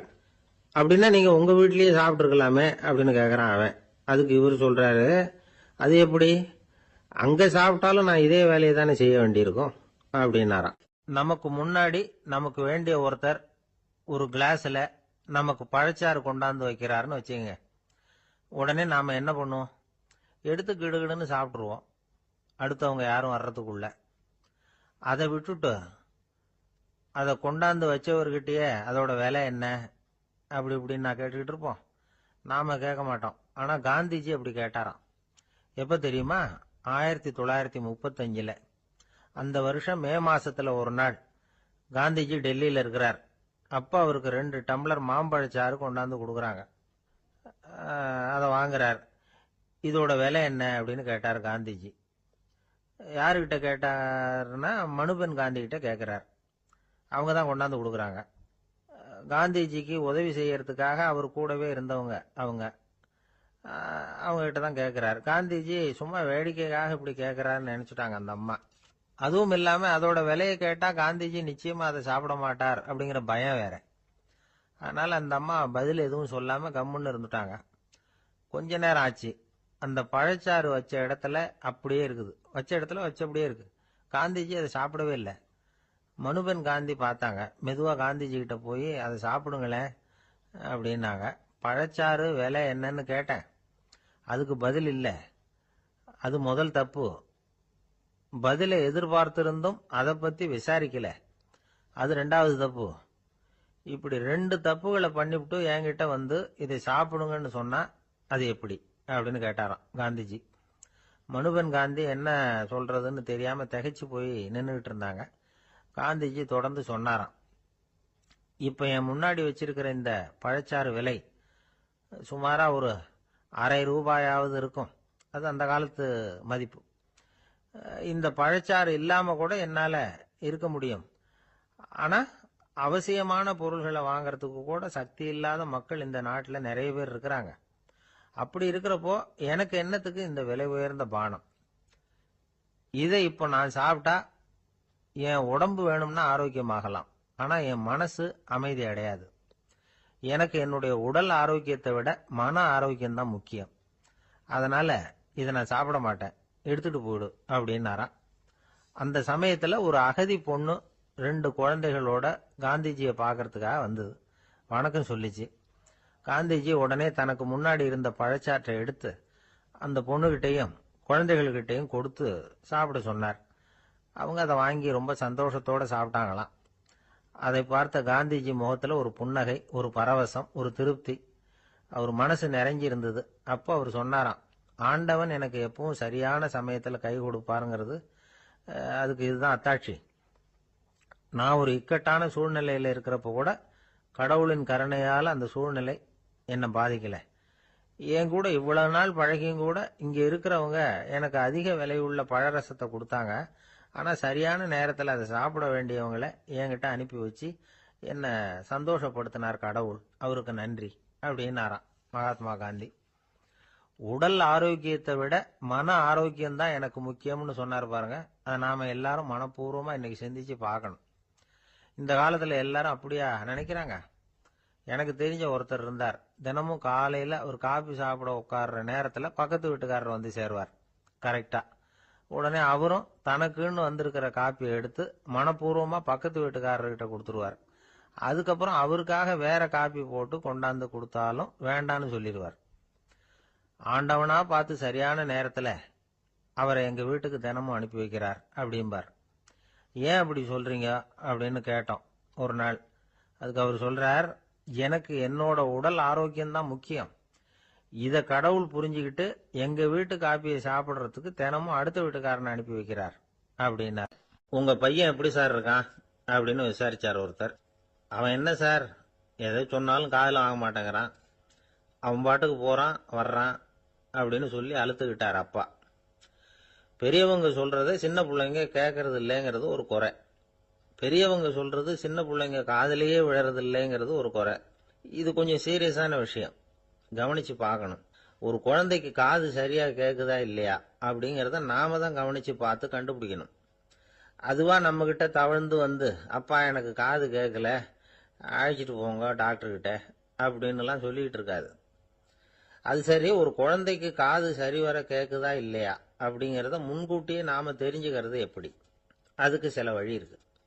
உங்க குழந்தைய கொஞ்சம் அப்படியே கவனிச்சு பாருங்க. அடிக்கடி ஜலதோஷம், காதுல அரிப்பு ஏற்படுதா, மூக்கு விரிவாகவும் அப்புறம் டான்சில், அடினாய்டு, சத அழற்சி இது மாதிரி ஏதாவது இருக்கா, வாயிலிருந்து எச்சில் ஒழுகுதா, குழந்தை வாயினால சுவாசிக்குதா, பற்கள் முன்னாடி தள்ளி வளருதா, இதெல்லாம் அதுக்கு அறிகுறி. அப்புறம் இந்த V, B, D, F, D H இப்படி இந்த ஒலிகள் சேர்ந்த வார்த்தைகளை குழந்தை சரியா புரிஞ்சுக்காது. இப்போ உதாரணத்துக்கு பட்டுன்னு சொல்லு குழந்தை அப்படின்னீங்கன்னா அது கட்டுன்னு சொல்லும். அதாவது பட்டு சவுண்ட அதால புரிஞ்சுக்க முடியல. அப்புறம் உங்க குழந்தை உங்களை உறக்க பேச சொல்றானா, அடிக்கடி கேள்வி கேட்கறானா, சாப்பிடுறப்போ கவனம் இல்லாம இருக்கானா, படிப்புல போதுமான முன்னேற்றம் இல்லையா, வகுப்புல சரியா கவனிக்கிறது இல்லையா, இப்படிலாம் இருந்தா ஆரம்பத்திலேயே டாக்டர் கிட்ட அழைச்சிட்டு போய் சிகிச்சையை ஆரம்பிச்சுடலாம், குணப்படுத்தி விடலாம். குழந்தைக்கு காது சரியா கேட்கலன்னா நீங்க செய்ய வேண்டியது என்ன தெரியுமா? அவனுக்கு காது கேட்கலங்கிறதுக்காக அவன் முன்னாடி சத்தம் போட்டு பேசக்கூடாது. மெதுவா சீரா பேசணும், அவனை பார்த்து பேசணும். உங்க உதட்டு அசைவுகள் அவனுக்கு உதவும், அதை பார்த்தே புரிஞ்சுக்குவான். நீங்க வாயில வெத்தலை பாக்கு போட்டுக்கிட்டோ புகை பிடிச்சிக்கிட்டோ பேசக்கூடாது. அப்படி பேசினா அவனால அந்த உச்சரிப்பை சரியா புரிஞ்சுக்க முடியாது. ஒரு வார்த்தையை சொல்றீங்க, அவனுக்கு புரியல அப்படின்னா அதே வார்த்தையை மறுபடியும் சொல்லணும். அவனுக்கு நீங்க முதல்ல சொன்ன வார்த்தை புரியலன்னு நினைச்சுக்கிட்டு மறுபடியும் திருப்பி சொல்றப்போ அதே அர்த்தம் வரக்கூடிய வேற வார்த்தையை சொல்லக்கூடாது. இப்படிலாம் நடந்துகிட்டா அவனுக்கு மன திடத்தை ஏற்படுத்த முடியும். இல்லைன்னா அவனுக்கு தாழ்வு மனப்பான்மை வந்துடும். குழந்தைக்கு காது கோளாறுன்னா ஆரம்பத்திலேயே டாக்டர் கிட்ட அழைச்சிட்டு போனா போதும், குணப்படுத்தி விடலாம். அப்புறம் பார்த்துக்கலாமே அப்படின்னு அலட்சியமா இருந்துட்டாதான் கஷ்டம். சில பேர் கோபத்துல சின்ன பிள்ளைங்க காதை பிடிச்சி திருகிறது உண்டு. இது ரொம்ப தப்பு. காது கையோட வந்துட்டா என்ன பண்றது? ஒரு வேடிக்கை கதை, அது கதை தான், நிஜமா நடந்தது இல்லை, அது மாதிரி நடக்காது. ஒரு வேடிக்கைக்காக சொல்லப்படுற கதை. அதாவது ஒரு வீட்டில் அப்பா அம்மாவை பார்த்து சொல்லிட்டு இருக்கார், இதை பாரு, நாளைக்கு காலையில் என்னை சீக்கிரம் எழுப்பி விட்டுரு, நான் செங்கல்பட்டு வரைக்கும் போயிட்டு வர வேண்டியிருக்கு அப்படின்னாராம். இதை அவங்க பையன் காதில் வாங்கிட்டு இருக்கான். அப்பாவுக்கு சிரமம் வேண்டாமே அப்படின்னு நினைச்சு அவனே காலையில யாருக்கும் தெரியாம எழுந்திருச்சு புறப்பட்டு செங்கல்பட்டு போட்டான். சாயந்தரமா திரும்பி வந்தான். அப்பா பையனை காணாம அலமோதிக்கிட்டு இருக்கிறார். சாயந்தரமா பையனை பார்த்ததும் எங்கடா போயிட்டு வந்தேன்னு கேட்டார் கோவமா. செங்கல்பட்டுக்கு போயிட்டு வந்தேப்பா, நீ வீணா அலைய வேண்டாமேன்னு அப்படின்னா. எதுக்கடா போனேன்னு அதட்டினார். அதான்ப்பா, நீ நேற்று அம்மா கிட்ட சொல்லிக்கிட்டு இருந்த, அதை காதில் வாங்கினேன், உனக்காக நான் போயிட்டு வந்தேன் அப்படின்னா. உடனே எந்த காதில் வாங்கினேன் அப்படின்னு சொல்லி காதை பிடிச்சி திருகுனார். அந்த காது கையோட வந்துட்டுது. இது நடந்து கொஞ்ச நாள் கழிச்சு அந்த அப்பாவும் பையனும் கடத்தெருவில் போயிட்டு இருக்கிறாங்க. எதிரில் ஒரு நாய் ஓடி வந்தது. அதுக்கு 2 காதும் இல்லை. என்ன இது, இந்த நாய்க்குட்டிக்கு 2 காதும் இல்லை அப்படின்னாரு அப்பா. அதுக்கு பையன் சொல்றான், அப்பா அது 2 தடவை செங்கல்பட்டுக்கு போயிட்டு வந்துருவோம் அப்படின்னா. 2 பேர் சுவாரஸ்யமா பேசிட்டு இருக்கிறப்போ குறுக்க புகுந்து தொந்தரவு பண்றதுக்குன்னே சில பேர் இருப்பாங்க. அது ரொம்ப இடைஞ்சலா இருக்கும். இதே மாதிரி மின்காந்தம் கூட குறுக்க புகுந்து தொந்தரவு பண்ணும். கடைசியில் அது ஒரு பெரிய இடைஞ்சல கொண்டாந்து விட்டுரும். சில வீடுகளில் கேபிள் கனெக்ஷன் இல்லாம சில தனியார் டிவி காட்சிகள் தெரியும். அதுக்கு என்ன காரணம்னா இந்த மின்காந்த குறுக்கீடு தான் காரணம். இதைத்தான் சுருக்கமா EMI அப்படின்னு சொல்றாங்க. அதாவது எலக்ட்ரோ மேக்னெட்டிக் இன்டர்ஃபியரன்ஸ். இது ஏற்படக்கூடிய இடங்கள் எது எதுன்னு எடுத்துக்கிட்டா அது ஒரு பெரிய பட்டியலாவே போயிடும். இந்த EMI தொந்தரவு கேபிள் டிவியில மட்டும்தான் இல்லை, ராக்கெட் ஏவுதளத்தில் உள்ள ரேடார்கள், அங்க உள்ள சில சக்தி வாய்ந்த தொலைத்தொடர்பு சாதனங்கள், விமான தளங்கள்ல உள்ள ரேடார்கள், கப்பல் தளங்கள்ல பொருத்தப்பட்டிருக்கக்கூடிய சக்தி வாய்ந்த ஆண்டனாக்கள், இப்படி நிறைய சொல்லலாம். காவல் நிலையங்கள்ல பயன்படுத்தப்படுகிற வயர்லெஸ் தொடர்பு சாதனங்கள் கூட ஓரளவுக்கு இந்த மின்காந்த அலைகளை வெளியிடும். நம்ம வீட்டில் உட்காந்துக்கிட்டு ரேடியோ கேட்டுக்கிட்டு இருப்போம் அல்லது டிவி பார்த்துக்கிட்டு இருப்போம். அந்த சமயத்தில் பக்கத்து தெருவில் ஒரு மோட்டார் சைக்கிள் அல்லது காரு, குறிப்பாக பெட்ரோல் இன்ஜின், அது போகிறப்போ அதில் உள்ள மின்காந்த மின்கலத்தில் அதாவது மேக்னட்டோ பேட்டரியிலிருந்து வெளிப்படுகிற மின்காந்த அலை இங்கே டிவியிலையும் ரேடியோவிலையும் கரகரப்பை உண்டு பண்ணும். சரி, இது பெருசா என்ன இடைஞ்சல உண்டு பண்ணிட போகுது அப்படின்னு நாம அலட்சியமா நினைக்கலாம். வயசானவங்களுக்கு மறதி நோயின்னு ஒன்று வரும்ல, அல்ஷமீர், அதாவது மூளையில் உள்ள செல்கள் செயலிழந்து போயிடுறது. அது செய்ய வேண்டிய வேலையை மறந்துடும். மனைவியே எதிரில் நின்னா கூட உன்னை எங்கேயோ பார்த்தது மாதிரி தெரியுதே அப்படின்னு சொல்லிட்டு இருப்பாங்க. அப்படி ஒரு மறதி. இந்த விசித்திரமான நோய்க்கு இதுவரைக்கும் மருந்தே இல்லைன்னு வேற சொல்றாங்க. இந்த மைக்ரோ ஓவன் அப்படின்னு சொல்லக்கூடிய சமையல் அடுப்புகள் கூட மின்காந்த அலைகளை வெளியிடுது. சமயத்தில் சில தொழிற்சாலைகளில் கூட பெரிய விபத்துக்களை இந்த இஎம்ஐ உண்டு பண்ணிவிடும். இதை பற்றி தீவிரமா சிந்திக்க ஆரம்பிச்சதே ஒரு விபத்துக்கு பிறகுதான். அமெரிக்காவுக்கும் வியட்நாமுக்கும் இடையில போர் நடந்ததே, அந்த சமயம் அமெரிக்காவுக்கு சொந்தமான விமானம் தாங்கி கப்பல் ஒன்று வியட்நாமை தாக்கிறதுக்கு தயாரா ஏவுகணைகளோட கடல்ல நிறுத்தி வைக்கப்பட்டிருந்தது. தற்செயலா அந்த பகுதியில கப்பல் தொலைத்தொடர்பு பகுதிக்கு அருகில ஊடுருவிய இந்த சக்தி வாய்ந்த ரேடியோ அலைகள் ஏவுகணையில இருந்த மின்னணு சர்க்கியூட்டை பூர்த்தி செஞ்சு வச்சுட்டுது. அவ்வளவுதான், ஏவுகணை அங்கேயே வெடிச்சு செதறி போச்சு. 130 பேர் அந்த இடத்துலயே உடல் கருகி செத்து போட்டாங்க. ஏகப்பட்ட பொருள்கள் நாசம். இந்த விபத்துக்கான காரணம் என்னங்கிறத உடனடியா யாராலையும் கண்டுபிடிக்க முடியல. ரொம்பவும் கடுமையா முயற்சி பண்ணி கடைசியா கண்டுபிடிச்சாங்க, இது இந்த இஎம்ஐ வேலை தான் அப்படின்னு. மின்னணு தொலைபேசிகள் இருக்க, இதுல பேசும்பொழுது நம்ம காதை அதாவது செவியை ஊடுருவக்கூடிய மின்காந்த அலையானது மூளைக்கு போய் அங்க மூளை கட்டிகளை உருவாக்க ஊக்கம் கொடுக்குது அப்படின்னு வேற கண்டுபிடிச்சிருக்கிறாங்க. இந்த இஎம்ஐ ரொம்ப குறைஞ்ச மின்காந்த அழுத்தத்துல நமக்கு எந்த பாதிப்பையும் ஏற்படுத்துறதில்லை. மின்காந்த அலைகள் அழுத்தத்தோட இருக்கிற இடங்கள்ல ரொம்ப நேரம் இருந்தோம்னா நம்ம உடம்பின் வெப்பநிலை 2 டிகிரி செல்சியஸ் வரைக்கும் அதிகரிக்குதாம். அதனால வெப்பநிலையை சீராக்கிறதுக்கு இதய துடிப்பும் அதிகரிக்குது. இப்படிலாம் கண்டுபிடிச்சிருக்கிறாங்க. இப்பெல்லாம் இந்த மின்காந்த குறுக்கீடுகளை தடுக்கிறது எப்படி அப்படின்னு விஞ்ஞானிகள் யோசனை செய்ய ஆரம்பிச்சிருக்கிறாங்க. இந்த விஷயத்துல அலட்சியமா இருந்தோம்னா எதிர்காலத்துல நிறைய பேருக்கு இந்த ஞாபக மறதி நோய் வந்துடும். அப்புறம் அது ரொம்ப கஷ்டமா போயிடும். ஒரு குடும்ப தலைவர் தன் மனைவியை பார்த்து, யார் நீ, உன்னை எங்கேயோ பார்த்தது மாதிரி இருக்குதே அப்படின்னு சொல்லிட்டு இருந்தார். உடனடியாக அவரை போய் பார்த்தேன். வாங்க டாக்டர்கிட்ட போகலாம் அப்படின்னு. அவரு என்னை தனியாக அழைச்சிட்டு போய் காதோட காதா மெதுவாக சொல்றார், இதை பார்ப்பா, என் கையில் பணம் இல்லாத போகலாம், அப்படி மறதி நோய் வந்துட்டது மாதிரி நடிச்சுக்கிட்டு இருப்பேன், அவ்வளவுதான், அதை நீ கண்டுக்காத அப்படின்னார். ஒரு பூங்கா, அங்க ஒருத்தர் நின்றுட்டு இருக்கிறார். நின்றுகிட்டே ஏதோ ஆழ்ந்த யோசனையில் இருக்கிறார். அந்த பக்கமா இன்னொருத்தர் வந்தார். இவரை கவனிச்சார். என்ன யோசனைன்னு கேட்டார். எப்படி எழுந்திருக்கிறதுன்னு யோசனை பண்ணிட்டு இருக்கிறேன்னாரு அவர். கேட்டவருக்கு ஒரு மாதிரி ஆயிட்டுது. ஏற்கனவே நின்றுகிட்டு இருக்கிற ஒருத்தர் எப்படி எழுந்திரிச்சு நிக்கிறதுன்னு யோசிக்கிறாருன்னா அது ஆச்சரியம் தானே. அதுக்கப்புறம் இவர் யோசிக்க ஆரம்பிச்சார், என்ன இவர் இப்படி பேசுறாரு அப்படின்னு. கீழே விழுந்தாதானே எழுந்திரிச்சு நிக்க முடியும்.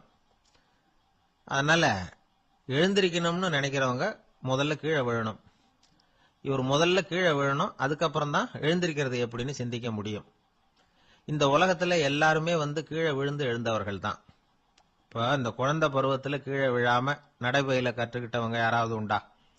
சின்ன வயசுல ஒரு தடவை கூட கீழே விழல சார், அப்படியே பிறந்தார் வளர்ந்தார் பெரியவர் ஆயிட்டார் அப்படின்னு யாரையும் சொல்ல முடியாது. அதனால மனுஷங்கிறவன் விழுந்து புரண்டு எழுந்துதான் நடக்க கத்துக்கிறான். ஒரு உண்மையை நாம எல்லாரும் புரிஞ்சுக்கணும். இந்த உலகத்துல தவறு செய்யாத மனிதர்களே யாரும் கிடையாது. அப்படி இருக்கிறப்போ எப்போதாவது நாம தவறு பண்ணிவிட்டோம்னா அதுக்காக மனசு உடைஞ்சு போயிடக்கூடாது, வாழ்க்கையில வெறுப்பு வந்துடக்கூடாது. ஒரு தவறு நடந்துட்டுதா அதுக்காக மனசு உடைஞ்சு போடாதீங்க, அதை ஒரு பாடமா எடுத்துக்கங்க. அதே தவறு மறுபடியும் நடக்காம வேணும்னா பாத்துக்கலாம், அது போதும். தடைக்கல்ல படிக்கல்லாம் மாத்திக்கணும். இதுதான் இதுல முக்கியம். ஒரு அலுவலகம், அங்க ஒரு அதிகாரி, அவர் உயர்ந்த பதவியில் இருந்தார், சிறந்த நிர்வாகின்னு பேர் வாங்கினவர். அவர் தனக்கு கீழே வேலை செய்யறவங்க கிட்ட எல்லாம் சொல்லுவாராம், இந்த நிறுவனத்துல நீங்க எத்தனை தடவை வேணும்னாலும் தவறுகள் செய்யலாம், ஆனா ஒரே விஷயம் என்னன்னா ஒரே தவறை மறுபடியும் செய்யக்கூடாது, அது முக்கியம் அப்படின்பாராம்.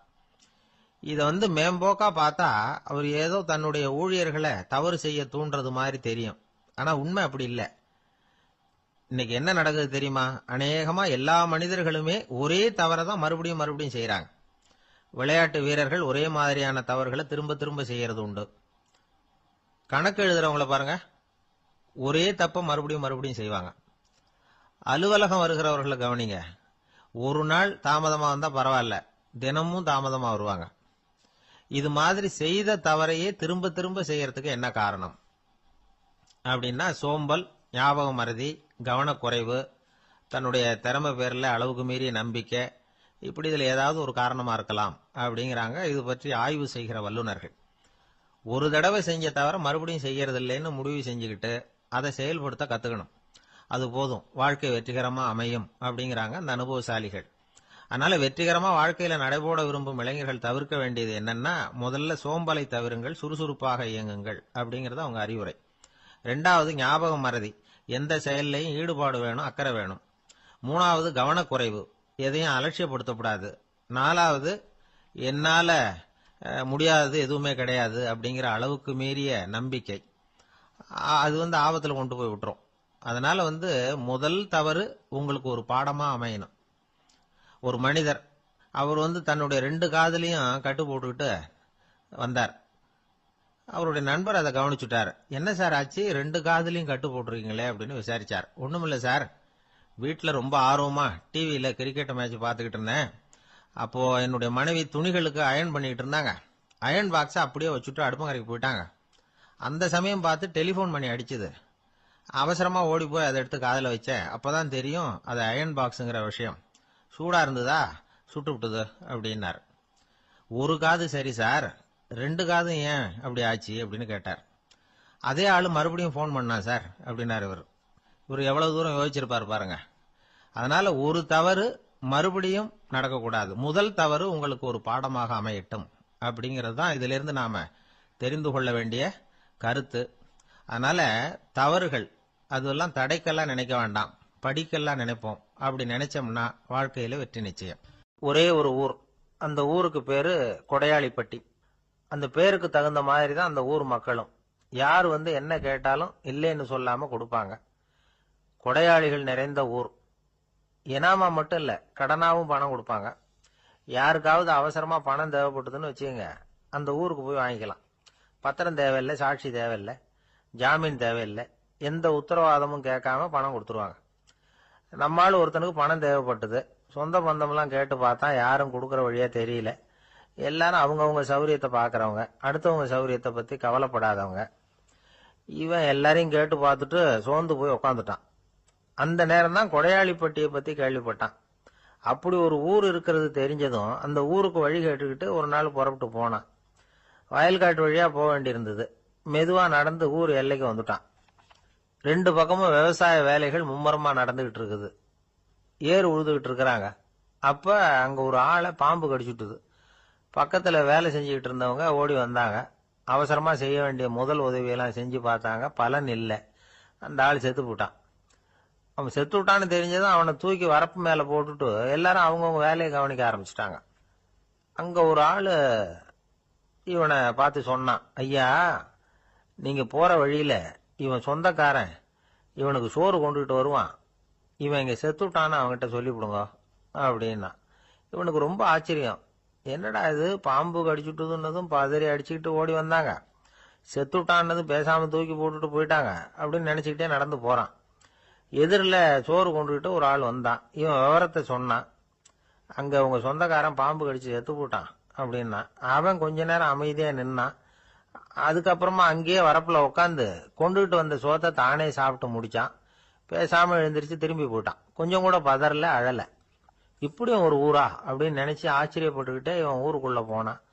ஒரு பெரிய மனுஷனை பார்த்து பணம் கேட்டான். அவரும் இவனோட பேரையும் ஊரையும் மட்டும் விசாரிச்சுக்கிட்டு தேவையான பணத்தை கொடுத்துட்டார். பணத்தை வாங்கிட்ட பிறகு தன்னுடைய மனசை அரிச்சுக்கிட்டு இருந்த அந்த விஷயத்தை பத்தி கேட்டான். ஐயா, வழியில ஒருத்தன் செத்துட்டான், அவனை அப்படியே தூக்கி வரப்புல போட்டுட்டு எல்லாரும் வயல்வெளி வேலைகளை பார்த்துக்கிட்டு இருக்கிறாங்களே அப்படின்னா. இதுக்கு அந்த பெரியவர் சொன்னார், ஆமா அப்படித்தான் செய்வோம், வேலை முடிஞ்சு வீட்டுக்கு திரும்புறப்ப அவனை தூக்கிட்டு வந்து அடக்கம் பண்ணிடுவோம் அப்படின்னார். ரொம்ப ஆச்சரியமா இருக்கு அப்படின்னா.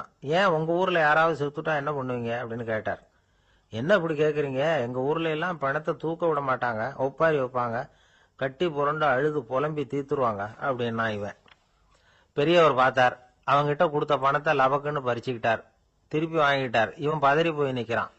அவரு சொன்னார், பணத்தையே விட மாட்டேன்னு கட்டுப்பிடிச்சு அழுதா நான் கொடுத்த பணத்தை மட்டும் எப்படி திருப்பி கொடுக்க போற, போயிட்டு வா அப்படின்னு விரட்டி விட்டாராம். இந்த கதையை நண்பர் ஒருத்தர் சொன்னார். கதை வேடிக்கையா தெரிஞ்சா கூட இதுல கருத்து உண்டு. பணம் பிணம் இது ரெண்டையுமே விடுறதுக்கு அவ்வளவு சுலபமா மனம் வர்றதில்லை. இந்த ரெண்டு விஷயங்கள்லயும் அறிவார்ந்த செயல்பாடு தேவை. ஒரு பேருந்து மரத்துல மோதி விட்டது, எல்லாரும் அடிபட்டு முனைகிட்டு கிடக்குறாங்க. டிரைவர் கண்டக்டர் இவங்களுக்கும் அடி, அவங்களும் ஒரு பக்கம் கிடக்குறாங்க. ஒரு மூலையில கிடக்கிற ஒருத்தன் மெதுவா முக்கி முனகி கண்டக்டர்னு சத்தம் போடுறான். கண்டக்டர் மெதுவா நகர்ந்து அவங்கிட்ட போய் என்னன்னு விசாரிக்கிறார். அவன் ரொம்ப சிரமப்பட்டு வாயை திறந்து ஒரு 15 காசு சில்லற பாக்கி அப்படின்னானா. ஒருத்தர் இருக்கார், நல்ல உத்தியோகத்துல தான் இருக்கிறார், ஆனா எப்ப பார்த்தாலும் முகத்தை வெறுப்பா வச்சிருப்பார். அப்படியே வருவார் போவார். ஏன் சார் இப்படி இருக்கிறீங்க அப்படின்னு விசாரிச்சோம். ஏன்டா இந்த வேலைக்கு வந்தோம்னு இருக்கு சார் அப்படின்னார். உங்க வேலை உங்களுக்கு பிடிக்கலையா அப்படின்னு கேட்டோம். இல்லைன்னார். இப்படிப்பட்டவங்க வெற்றிகரமான வாழ்க்கை வாழ முடியாது. இது நிபுணர்கள் கருத்து. வேலையை நேசிக்க தெரிந்தவர்கள் வெற்றி பெறுவார்கள் அப்படிங்கிறாங்க அவங்க. எந்த துறையா இருந்தாலும் சரி, அந்த துறையில வெற்றிகரமா இருக்கிறவங்கள விசாரிச்சு பாருங்க. எனக்கு என்னுடைய வேலை ரொம்ப பிடிக்கும் அப்படின்னு சொல்றவங்களா தான் இருப்பாங்க. அப்படி இருந்தாதான் அது வெற்றிகரமா இருக்க முடியுது அவங்களால. ஒருத்தனுக்கு பிடித்தமான பொழுதுபோக்கே அவனுடைய தொழிலா இருந்துட்டுதுன்னா அவனை மாதிரி கொடுத்து வச்சவன் வேற யாரும் இல்லை அப்படிங்கிறார் பெர்னாட் ஷா. ஒரு தடவை மன்னர் ஹுமாயூன் உயிரை தண்ணீர் முண்டு ஊற்றுகிற தொழிலாளி ஒருத்தர் காப்பாத்தினாராம் அந்த ஹுமாயூன் உயிரை. உடனே மன்னர் கேட்டிருக்கார், உனக்கு என்ன வேணும்னாலும் கேளு தரேன், உயர் பதவி வேணுமா அப்படின்னு கேட்டாராம். மன்னா, மக்களின் தாகம் தீர்க்கக்கூடிய இந்த பணியை விட உயர்ந்தது உண்டா அப்படின்னாராம் அந்த தொழிலாளி. அவரால் அவருடைய வேலையை நேசிக்க முடிஞ்சுது, அதனால மகிழ்ச்சியா இருக்க முடிஞ்சுது. நாமெல்லாம் அப்படி இல்லை, வேலை கிடைக்கிற வரைக்கும் கிடைச்சா போதும் அப்படின்னு இருக்கோம். கிடைச்சதுக்கு அப்புறம் ஏன்டா இந்த வேலைக்கு வந்தோம்னு ரொம்பவும் அழுத்துக்குவோம்.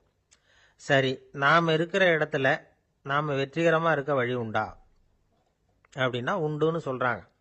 அதாவது மன இயல் நிபுணர்கள் இருக்கிறாங்க இல்லையா, அவங்க அதுக்கு முக்கியமா 6 வழிகள் சொல்றாங்க. நீங்க ஒரு அலுவலகத்தில் வேலை பார்க்குறவரா அப்படின்னா இதை கேளுங்க. அதாவது உங்க மேலதிகாரி எதிர்பார்ப்புக்கு தகுந்த மாதிரி உங்க வேலை இருக்குதா? அப்படி இல்லைன்னா முதல்ல உங்க வேலையின் தரம் உயரணும். உங்களுக்கு மேலே கீழே வேலை பார்க்குற பணியாளர்கள் கிட்ட நல்ல விதமா பழகுறீங்களா? அந்த உறவு முறையில் ஏதாவது குறை இருந்தா அதை கண்டுபிடிச்சு சரி பண்ணுங்க. நம்பிக்கைக்கு உரியவர் அப்படின்னு நீங்க பேர் எடுக்கணும். நீங்க எடுக்கிற முடிவு நல்ல முடிவா தான் இருக்கும் அப்படின்னு அடுத்தவங்க சொல்லணும். உங்க தோற்றத்துக்கு முக்கியத்துவம் கொடுங்க. இது மனம் உடல் ரெண்டும் சம்பந்தப்பட்டது. அதனால மனசையும் ஆரோக்கியமா வச்சிருக்கணும், உடம்பையும் ஆரோக்கியமா வச்சிருக்கணும். உங்களுடைய நிர்வாகம் செயல்படுற விதத்தை நல்லா புரிஞ்சு வச்சுக்கணும். உங்களுடைய நிர்வாகம் இப்போ ஒரு காரியம் செய்யுதுன்னு வச்சுங்க, ஏன் அப்படி செய்யுது, எதுக்காக அப்படி செய்யுது, அதனுடைய குறிக்கோள் என்ன, அது நீடிக்கிறதுக்கு காரணம் என்ன, இதையெல்லாம் தெரிஞ்சுக்கணும். சிரிப்புக்கு வஞ்சகம் பண்ணக்கூடாது, நல்லா சிரிக்கணும், அப்போதான் அது திரும்ப கிடைக்கும். கடந்த கால தோல்வியை பற்றி கவலைப்படக்கூடாது. முதலாளி விருப்பம் தெரிஞ்சு நடந்துக்கிறது நல்லது தான். அதுக்காக காக்கா பிடிக்கணுங்கிற அவசியம் இல்லை. உங்களுக்கு ஒரு பொறுப்பான வேலை கிடைக்குது, உடனே சத்தம் குழப்பம் அப்படின்னு சூழ்நிலையை இறுக்கமாக ஆக்கிடக்கூடாது. எந்த சூழலையும் இயல்பா கையாளக்கூடியவர் அப்படிங்கிறத காட்டணும். இதெல்லாம் உங்கள் துறையில நீங்கள் வெற்றி பெற நிபுணர்கள் சொல்ற யோசனைகள். இவ்வளவு விவரமும் சொல்லிவிட்டு ஒருத்தரை பார்த்து கேட்டோம், இப்ப சொல்லுங்க, நீங்க செய்யற வேலை உங்களுக்கு பிடிச்சிருக்குதா அப்படின்னோம். ரொம்ப ரொம்ப பிடிச்சிருக்குது அப்படின்னார். சரி, என்ன செஞ்சிட்டு இருக்கிறீங்க அப்படின்னு கேட்டோம். சும்மா தான் இருக்கிறேன் அப்படின்னார். ஒரே ஒரு ஊரில் ஒரு பாதிரியார் இருந்தார். ரொம்ப நாள் சந்தோஷமாக வாழ்ந்தார். ஒரு நாள் அவர் மடத்து சமையல் அறையில் பாத்திரங்களை கழுவி துலக்கி சுத்தப்படுத்திக்கிட்டு இருந்தார். அந்த சமயத்தில் ஒரு தேவதூதன் அவர் முன்னாடி வந்து நின்னான். இவர் நிமிர்ந்து பார்த்தார். ஆண்டவர் என்னை உங்ககிட்ட அனுப்பியிருக்கிறார், பரலோகத்தில் வாசம் செய்யறதுக்கு உங்களுக்கு நேரம் வந்துட்டுது அப்படின்னு அந்த ஆள். ஆண்டவருக்கு என்னோட ஞாபகம் வந்ததுக்கு நன்றி. ஆனாலும் இப்போ இங்கே நீயே பாரு, எவ்வளவு பாண்டங்கள் பாக்கி இருக்கு, இவ்வளவையும் நான் சுத்தப்படுத்த வேண்டியிருக்கு. நான் நன்றி கெட்டவனாக இருக்க விரும்பலை. இந்த பணியை முடிக்கிற வரைக்கும் என்னுடைய பரலோக வாழ்வை தள்ளி வைக்க முடியுமா? நீ என்ன நினைக்கிற அப்படின்னு கேட்டார். தேவதூதன் தனக்கே உரிய விவேகத்தோட அன்போட பாதிரியாரை பார்த்தான். சரி, என்ன செய்யலாம்ங்கிறத அப்புறம் சொல்கிறேன் அப்படின்னு சொல்லிவிட்டு புறப்பட்டு போயிட்டான். ஒரு நாள் அந்த பாதிரியார் தோட்டத்தில் உள்ள களைகளை எல்லாம் ஒரு களை கொத்தியால் கொத்தி களை எடுத்துக்கிட்டு இருக்கிறார். அந்த சமயத்தில் இந்த தேவதூதன் மறுபடியும் அவர் முன்னாடி வந்து நிற்கிறான். பாதிரியார் பார்த்தார். இதை பாரு, இந்த தோட்டம் பூராவும் எவ்வளவு களை மண்டி கிடக்கு, பரலோகம் கொஞ்ச காலம் எனக்காக பொறுத்திருக்கலாம்னு நீ நினைக்கிறியா அப்படின்னு கேட்டார். தேவதூதன் சிரிச்சுக்கிட்டே மறுபடியும் மறைஞ்சிட்டான். மறுபடியும் அவர் களை எடுக்கிறது, தானிய களஞ்சியத்துக்கு வர்ணம் பூசுறது, இப்படிப்பட்ட வேலைகளில் ஈடுபட்டிருக்கார். இன்னொரு நாள் ஒரு மருத்துவமனையில் நோயாளிகளை கவனிச்சுக்கிட்டு ரொம்ப தீவிரமாக இருக்கிறார் அந்த பாதிரியார். ஒரு நோயாளியோட தாகத்துக்கு தண்ணீர் கொடுத்துட்டு நிமிர்ந்து பார்க்குறப்போ தேவதூதன் மறுபடியும் அவர் முன்னாடி வந்து நிற்கிறான். இந்த தடவை பாதிரியார் தன்னலமற்றவராக பேரன்பை காட்டக்கூடிய வகையில் தன்னுடைய 2 கைகளையும் உயர்த்தியபடி தேவதூதனின் கவனத்தை பிணியால் வாடக்கூடிய நோயாளிகளின் பக்கம் திருப்பினாராம். தேவதூதன் ஒன்றும் சொல்லலை, மறைஞ்சிட்டான். அன்னைக்கு சாயந்தரம் பாதிரியார் மடத்தில் உள்ள தன்னுடைய அறைக்கு போய் இளைப்பாறினார். யோசிச்சு பார்த்தார். தேவதூதனையும் தேவதூதனின் விருப்பத்தையும் பல நாள் தள்ளி போட்டு வந்ததையும் அவர் ரொம்ப நினச்சி பார்த்தார். திடீர்னு தான் முதுமை அடைகிறதையும் சோர்வு அடைகிறதையும் உணர்ந்தார். ஆண்டவரை நினைச்சார். ஆண்டவரே, உம்முடைய தூதனை மறுபடியும் என்கிட்ட அனுப்புனா நான் சந்திக்கிறதுக்கு ஆவலாக இருக்கேன் அப்படின்னு சொல்கிறப்பவே தேவதூதன் பக்கத்தில் வந்து நின்னான். பாதிரியார் நிமிர்ந்து பார்த்தார். நீ இப்போவே என்னை அழைச்சிக்கிட்டு போக விரும்பினா நான் பரலோகத்துக்கு வர்றதுக்கு தயாராக இருக்கேன்னார். தேவதூதன் அந்த பாதிரியாரை அன்போடவும் விவேகத்தோடவும் பார்த்து, நீங்கள் என் கூட பரலோகத்துக்கு வர்ற தயாராக இருக்கிறதா சொல்கிறீங்க, ஆனால் நீங்கள் இதுவரைக்கும் வேற எங்கே இருந்ததா நினைக்கிறீங்க அப்படின்னு நானும். அப்படின்னா இதுவரைக்கும் இருந்த இடம் தான் பரலோகம் அப்படிங்கிறத உணர்த்தியிருக்கிறான். பரலோகம்னா என்னன்னு புரிஞ்சுக்கிறதுக்கு இந்த சம்பவம் நமக்கு உதவியாக இருக்குது. தொண்டு செய்கிறத விட பெரிய செயல் வேற எதுவும் இருக்க முடியாது. அது நம்ம மனசுக்கு கொடுக்குற சுகத்தை வேற எதுவும் கொடுக்க முடியாது. நாம் தொண்டு செய்கிற இடம் தான் அந்த புண்ணிய இடம். ஆனால் இந்த காலத்துல எல்லாம் நாம் தொண்டு செய்யணும்னு நினச்சி ஏதாவது ஆரம்பித்தா கூட அதை ஒரு மாதிரியாக சுற்றி நின்று வேடிக்கை பார்க்க ஆரம்பிச்சிடுறாங்க. ஒரு பெரியவர் அப்படித்தான் ஒரு தொண்டு செஞ்சுக்கிட்டு இருந்தார். ஒரு கோவில் கட்டிக்கிட்டு இருந்தாங்க. அதில் ஒரு இடத்துல ஒரு பலகையை வச்சு ஆணி அடிக்கிற வேலையை செஞ்சுக்கிட்டு இருந்தார் அந்த பெரியவர். ஒரு சின்ன பையன் அதை ரொம்ப ஊக்கமாக அக்கறையாக கவனிச்சுக்கிட்டு இருந்தான். பெரியவர் இதை கவனித்தார். என்னப்பா பார்க்குற, உனக்கும் இது மாதிரி தொண்டு செய்யணும்னு ஆசையாக இருக்கா அப்படின்னு கேட்டார். அதுக்கு அந்த பையன் சொல்கிறான், அப்படி இல்லைங்க, நீங்கள் ஆணி அடிக்கிறப்போ கையில் சுத்தியால் அடிச்சுக்கிட்டா எப்படி துடிப்பீங்க, எப்படி கத்துவீங்கன்னு தெரிஞ்சுக்கிறதுக்காக அதை பார்க்கணும்னு ஆசை, அதுக்காக தான் காத்துக்கிட்டு இருக்கேன் அப்படின்னு நான். நம்பிக்கை இல்லைன்னா இந்த உலகத்தில் நாம் நடமாடவே முடியாது. அவநம்பிக்கையோடு இருந்துக்கிட்டு இருந்தால் என்னைக்கும் அவஸ்தை தான். நாம் நம்புறது நடக்குதோ இல்லையோ அது வேற விஷயம். ஆனால் எதையும் நம்பி தான் நாம் அடி வைக்க வேண்டியிருக்கு. வேற ஒன்றும் வேணாம், ஒரு லாட்ரி சீட்டு வாங்குகிறோம், அது எங்கே நமக்கு விழப்போகுது அப்படிங்கிற அவநம்பிக்கையோடவா வாங்குகிறோம்? பரிசு நமக்கு தான் அப்படிங்கிற நம்பிக்கை உள்ளூர இருக்கிறதுனால தான் அதை வாங்குகிறோம். இருந்தாலும் முடிவு வேற மாதிரி ஆயிடுது. அதுக்காக மனசு சோர்ந்து போகிறதில்ல, அடுத்த மாதமும் சீட்டு வாங்குகிறோம். இந்த நம்பிக்கை தான் மனித வாழ்க்கைக்கு ஆதாரம். ஒரு கடையில் போய் டீ சாப்பிட்றீங்க, அந்த டீ நல்ல டீ தானா, அதில் விஷம் கலந்துருக்குமா அப்படிங்கிற சந்தேகம் வந்துட்டுதுன்னு வச்சுங்க. அதுக்கப்புறம் அதை எப்படி நீங்கள் சாப்பிட முடியும்? நம்பி தான் சாப்பிட்ணும். ரயில் ஒழுங்காக போய் சேருங்கிற நம்பிக்கை இருக்கிறதுனால தான் அதில் ஏறி உட்காடுறோம். லெட்டர் ஒழுங்காக போய் சேருங்கிற நம்பிக்கை இருக்கிறதுனால தான் பெட்டியில் போடுறோம். சரி, நம்ம கதையெல்லாம் நம்மளோட இருக்கட்டும். மனித நம்பிக்கை எந்த அளவுக்கு உறுதியாகவும் அறிவுபூர்வமாகவும் இருக்கணுங்கிறதுக்கு அலெக்சாண்டர் வாழ்க்கையில் நடந்த ஒரு சம்பவத்தை உதாரணமாக சொல்லலாம். இந்த உலகத்தையே ஜெயிக்கணும்னு புறப்பட்டார் அலெக்சாண்டர். ஒரு கட்டத்தில் அவர் சிட்னஸ் நதி கரைக்கு சேர்ந்தார். அந்த சமயத்தில் அவருக்கு கடுமையான நோய் வந்துட்டுது. அவர் கூடவே வந்திருந்த கிரேக்க வைத்தியர்கள் என்னென்னமோ முயற்சியெல்லாம் பண்ணி பார்த்தாங்க. இருந்தாலும் அலெக்சாண்டருக்கு வந்திருக்கிறது என்ன நோய்ங்கிறத அவங்களால கண்டுபிடிக்க முடியல.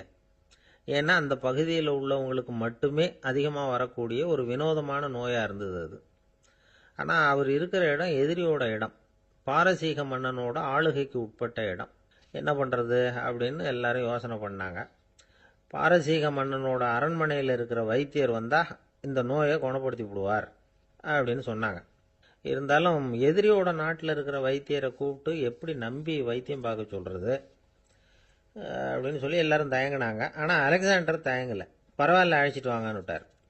உடனே அவரை போய் அழைச்சிட்டு வந்துட்டாங்க. அவர் வந்தார். அலெக்சாண்டர் உடம்பை பரிசோதனை பண்ணி பார்த்தார். சரி, இதை குணப்படுத்தி விடலாம், பயப்பட வேண்டியதில்லை. ஆனால் இதுக்கு ஒரு மூலிகை ரசம் தயார் பண்ணி கொடுக்கணும். நான் போய் அதை தயார் பண்ணிவிட்டு 2 நாளில் திரும்பி வந்துடுறேன் அப்படின்னு சொல்லிவிட்டு போனார் அந்த வைத்தியர். அதே மாதிரி 2 நாளில் திரும்பி வந்தார் மூலிகை ரசத்தோட. இதுக்கு இடையில் அலெக்சாண்டரோட தளபதிகளில் ஒருத்தர் ரகசியமாக ஒரு எச்சரிக்கை கடிதம் கொடுத்து அனுப்பியிருக்கிறான். அதை வாங்கி என்ன விஷயம்னு பார்த்தார். இப்போ உங்ககிட்ட வந்திருக்கிற எதிரி நாட்டு வைத்தியரை நம்பாதீங்க, அவன் கொண்டுகிட்டு வந்திருக்கிற மூலிகை ரசத்தில் விஷம் கலந்துருக்குது அப்படின்னு அதில் எழுதியிருக்கு. அதை பார்த்தார் அலெக்சாண்டர். இருந்தாலும் கொஞ்சம் கூட அலட்டிக்கல. வைத்தியர் கொடுத்த மருந்தை வாங்கி கடகடன்னு குடிச்சுட்டு அதுக்கப்புறம் அந்த கடிதத்தில் இருந்த விஷயத்தை அந்த வைத்தியர்கிட்ட சொன்னார். வைத்தியர் தகைச்சு போயிட்டார். தன் மேலே அலெக்சாண்டர் வச்சிருக்கிற நம்பிக்கையை பார்த்து அவருக்கு ரொம்ப வியப்பு. வைத்தியர் உண்மையிலேயே நல்ல மருந்து தான் கொண்டுகிட்டு கொடுத்துருக்கிறார், அதில் விஷம்லாம் எதுவும் கலக்கலை. அதுக்கப்புறம் அலெக்சாண்டர் அந்த வைத்தியரை பார்த்து சொன்னாராம், நம்பிக்கைங்கிற அச்சாணியை ஆதாரமாக வச்சுக்கிட்டு தான் இந்த உலகம் சுற்றிக்கிட்டு இருக்குது. எனக்கு எதிரியாக இருந்தாலும் பாரசீக மன்னர் ரொம்ப பெரியவர். அப்பேற்பட்ட மன்னருடைய அரண்மனை வைத்தியர் தொழில் நேர்மை இல்லாதவராக இருக்க மாட்டார். அப்படி இருந்தால் அவரை அரண்மனை வைத்தியராக வச்சிருக்கவே மாட்டாங்க அப்படின்னு நம்பினேன். என்னுடைய நம்பிக்கை வீண் போகலை அப்படின்னாராம். இதுதான் மானுட நம்பிக்கைங்கிறது. இந்த காலத்துலேயும் இது மாதிரி இந்த மானுட நம்பிக்கையை ரொம்பவும் சாமர்த்தியமாக கையாளுகிற கெட்டிக்காரங்க சில பேர் இருக்கிறாங்க. ஒரு இந்த காலத்து குரு, அவருக்கு ஒரு சிஷ்யன். குரு முன்னாடி அந்த சிஷ்யன் ரொம்ப பணிவாக நின்று, குருவே, உங்கள் கையால் விஷத்தை கொடுத்தாலும் அதை வாங்கி மடமடன்னு குடிச்சிருவேன் அப்படின்னா. உன்னுடைய குரு பக்தியை மெச்சினேன் அப்படின்னார் குரு. அதுக்கு அந்த சிஷ்யன், அப்படி இல்லை குருவே, உங்ககிட்ட சிஷ்யனாக இருக்கிறத விட உங்கள் கையால் விஷத்தை வாங்கி குடிச்சு விடுறது ரொம்ப நல்லது, அதனால தான் அப்படி சொன்னேன் அப்படின்னா. ஒருத்தர் முகத்தை தொங்க போட்டுக்கிட்டு ஒரு மாதிரியாக வந்தார். என்ன விஷயம்னு விசாரித்தேன். என்னுடைய நண்பன் ஒருத்தங்கிட்ட கருத்து வேறுபாடு, இனிமேல் நமக்குள்ளே எந்த சம்மந்தமும் வேணாம்னு நட்பை முறிச்சிட்டு வந்துட்டேன்னா. நண்பர்கள்னு இருந்தால் கருத்து வேறுபாடு வரத்தான் செய்யும்னு. கருத்து வேறுபாடு வராமல் இருக்கிறதுக்கு ஏதாவது வழி உண்டா அப்படின்னு கேட்டாங்க. அதை பற்றி நிபுணர்கள் சில யோசனைகளை சொல்லியிருக்கிறாங்கன்னு. முதல் விஷயம் என்னென்னா, உங்கள் நண்பனுக்கு ஒரு செய்தி சொல்லணும்னா அதை நீங்களே நேரடியாக சொல்லுங்க, அல்லது உங்கள் கைப்பட கடிதம் எழுதுங்க. அதாவது நேரடி தொடர்பு முக்கியம். அதை விட்டுட்டு இன்னொருத்தர் மூலமாக நண்பர்களுக்கு செய்தி அனுப்புனா நீங்கள் சொல்கிற செய்தி அப்படியே போய் சேராது, அது சேதமாயிடும். கூட்டி குறைச்சி சொல்லிவிடுவாங்க, அது குழப்பத்தில் கொண்டாந்து விட்டுரும். இது ஒரு யோசனை. ரெண்டாவது யோசனை என்னன்னா, நீங்கள் ஒரு நல்ல காரியத்தை செய்யும் பொழுது உங்கள் நண்பரையும் சேர்த்துக்குங்க, அவருக்கும் அதில் ஒரு ஈடுபாட்டை உருவாக்குங்க. மூணாவது யோசனை, நம்ம பக்கத்தில் இருக்கிற நண்பர் மகிழ்ச்சி அடைகிற மாதிரி ஏதாவது செய்யணும். சின்ன சின்ன செயல்களாக இருந்தாலும் பரவாயில்ல, அவர் நமக்கு எதுவும் செய்யலையே, நாம் எதுக்கு செய்யணும் அப்படின்னு நினச்சிக்கிட்டு இருக்கக்கூடாது. நாலாவது யோசனை என்னென்னா, உங்களுக்கு ஒரு பிரச்சனையா அல்லது உங்கள் நண்பருக்கு ஒரு பிரச்சனையா, எதுவாக இருந்தாலும் 2 பேரும் சேர்ந்து உட்காந்து ஆலோசனை பண்ணுங்க. நம்ம யோசனையும் கேட்கப்படுதே அப்படிங்கிற நினைப்பே அவருக்கு ஒரு மன நிறைவை உண்டாக்குமா. 5வது யோசனை, உங்கள் நண்பர் ஏதோ ஒரு காரியத்தை செய்கிறார், நீங்கள் உடனே அவசரப்பட்டு நீ செய்கிறது தப்புன்னு தீர்ப்பு சொல்லக்கூடாது. அவர் அதை செய்யறதுக்கான நியாயங்கள் எவ்வளவோ இருக்கும், அதை புரிஞ்சுக்கிறதுக்கு முயற்சி பண்ணணும். 6வது யோசனை, உங்கள் நண்பர் என்ன சொன்னாலும் அதை பொறுமையாக கேளுங்க. அவர் சொல்கிறத புரிஞ்சுக்கணும், அவர் சொல்ல விரும்புகிறத புரிஞ்சுக்கணும், அவர் சொல்ல முடியாமல் தவிக்கிறதையும் புரிஞ்சுக்கணும். இப்படி 3 விதமாகவும் அவரை புரிஞ்சுக்கிட்டு அதுக்கு தகுந்த மாதிரி செயல்படணும். 7வது யோசனை என்னன்னா, உங்கள் நண்பர் உங்ககிட்ட ஏதோ ஒரு கருத்தை சொல்கிறார், அது உங்களுக்கு பிடிக்கல, அதுக்காக உடனே நீ சொல்கிறது சரியில்லை, நான் ஒத்துக்க மாட்டேன் அப்படின்லாம் மறுத்துக்கிட்டு இருக்கக்கூடாது. அவர் சொல்கிறத கேட்கணும், பொறுமையாக சிந்திக்கணும், அதுக்கப்புறம் பதில் சொல்லணும். இப்படிலாம் நடந்துக்கிட்டா நண்பர்களுக்குள்ள கருத்து வேறுபாடு வர்றதுக்கு வாய்ப்பே இருக்காது அப்படின்னு வல்லுநர்கள் தொகுத்து சொல்லியிருக்கிறாங்க இந்த யோசனைகளை. எனக்கு தெரிஞ்ச சில நண்பர்கள் உண்டு. அவங்களுக்குள்ளேயும் கருத்து வேறுபாடுகள் வராமல் இருக்கிறதுக்கு சில நுட்பங்களை கையாளுறது உண்டு. ஒருத்தர் சொன்னார், அந்த டாக்டர் சின்ன வயசுலேருந்து என் கூட பழகினவர். நாங்கள் 2 பேரும் இணை பிரியாத நண்பர்கள். இருந்தாலும் எனக்கு உடம்பு சரியில்லைன்னா நான் அவர்கிட்ட வைத்தியம் பார்த்துக்க மாட்டேன் அப்படின்னார் ஒருத்தர். ஏன் அப்படின்னு கேட்டேன். எங்கள் நட்பு கெட்டு போடக்கூடாது இல்லையா, அதனால தான் அப்படின்னாரு இவர். அம்மாக்காரங்களுக்கு அடிக்கடி ஏற்படுற கவலை ஒன்று உண்டு. அதாவது குழந்தை சரியாக சாப்பிட மாட்டேங்குதே அப்படிங்கிற கவலை. இவங்கெல்லாம் ஒரு விஷயத்தை நல்லா புரிஞ்சுக்கணும். குழந்தைகள்ங்கிறவங்க பெரியவங்க மாதிரி இல்லை.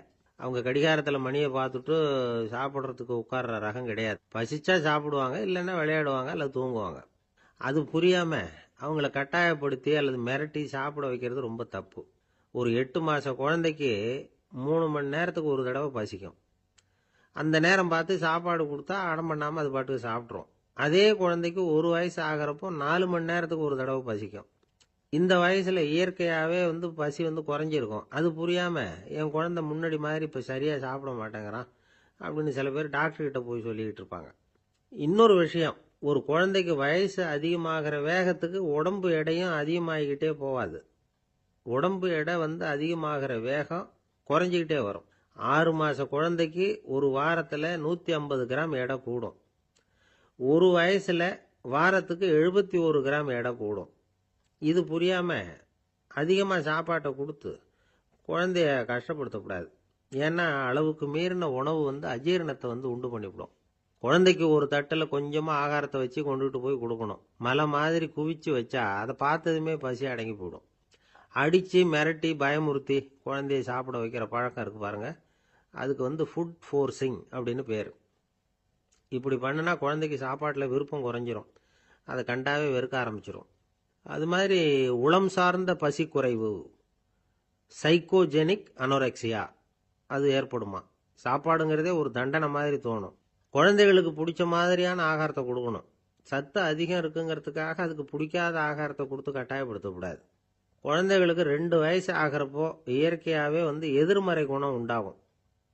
அதாவது அந்த எதிர்மறையாக பேசுறது. இது மாதிரி சமயங்களில் நாம் என்ன சொல்கிறோமோ அதுக்கு நேர்மாறாக நடந்துக்கும். ஏட்டிக்கு போட்டி. சாப்பிட சொன்னால் விளையாட போவோம், விளையாட சொன்னால் சாப்பாடு கேட்கும். இதை புரிஞ்சுக்கிட்டு நடந்துக்கணும். குழந்தை சொன்ன பேச்சை கேட்கலேன்னு கோவப்படக்கூடாது. குழந்தை வளர வளர பிடிவாத குணம் வர்றது சகஜம். கேட்டதை வாங்கி கொடுத்தா தான் சாப்பிடுவேன் அப்படின்னு பிடிவாதம் பண்ணும். வாங்கி கொடுத்து விடுறது தான் உத்தமம். நீங்களும் அதுக்கிட்ட பிடிவாதம் பண்ணிகிட்டு இருக்கக்கூடாது. ஏன்னா கேட்டது கிடைக்கலையேங்கிற ஏமாற்றம் கூட குழந்தையோட பசியை குறைச்சிரும். கேட்டது கிடைச்சிட்டா பசி அதிகமாகும். கொடுத்ததை மலமலன்னு சாப்பிட்றோம். குழந்தைகளுக்கு கண்ட கண்ட நேரத்தில் சாப்பிட்றதுக்கு எதையாவது வாங்கி கொடுத்துக்கிட்டு இருந்தால் சாப்பாட்டு நேரத்தில் சாப்பிடாம அடம் பண்ண ஆரம்பிச்சிடும். பள்ளிக்கூடம் போகிற பிள்ளைங்க காலை உணவை சரியாக சாப்பிட மாட்டாங்க. அச்சம், அவசரம், பரபரப்பு இதெல்லாம் தான் காரணம்.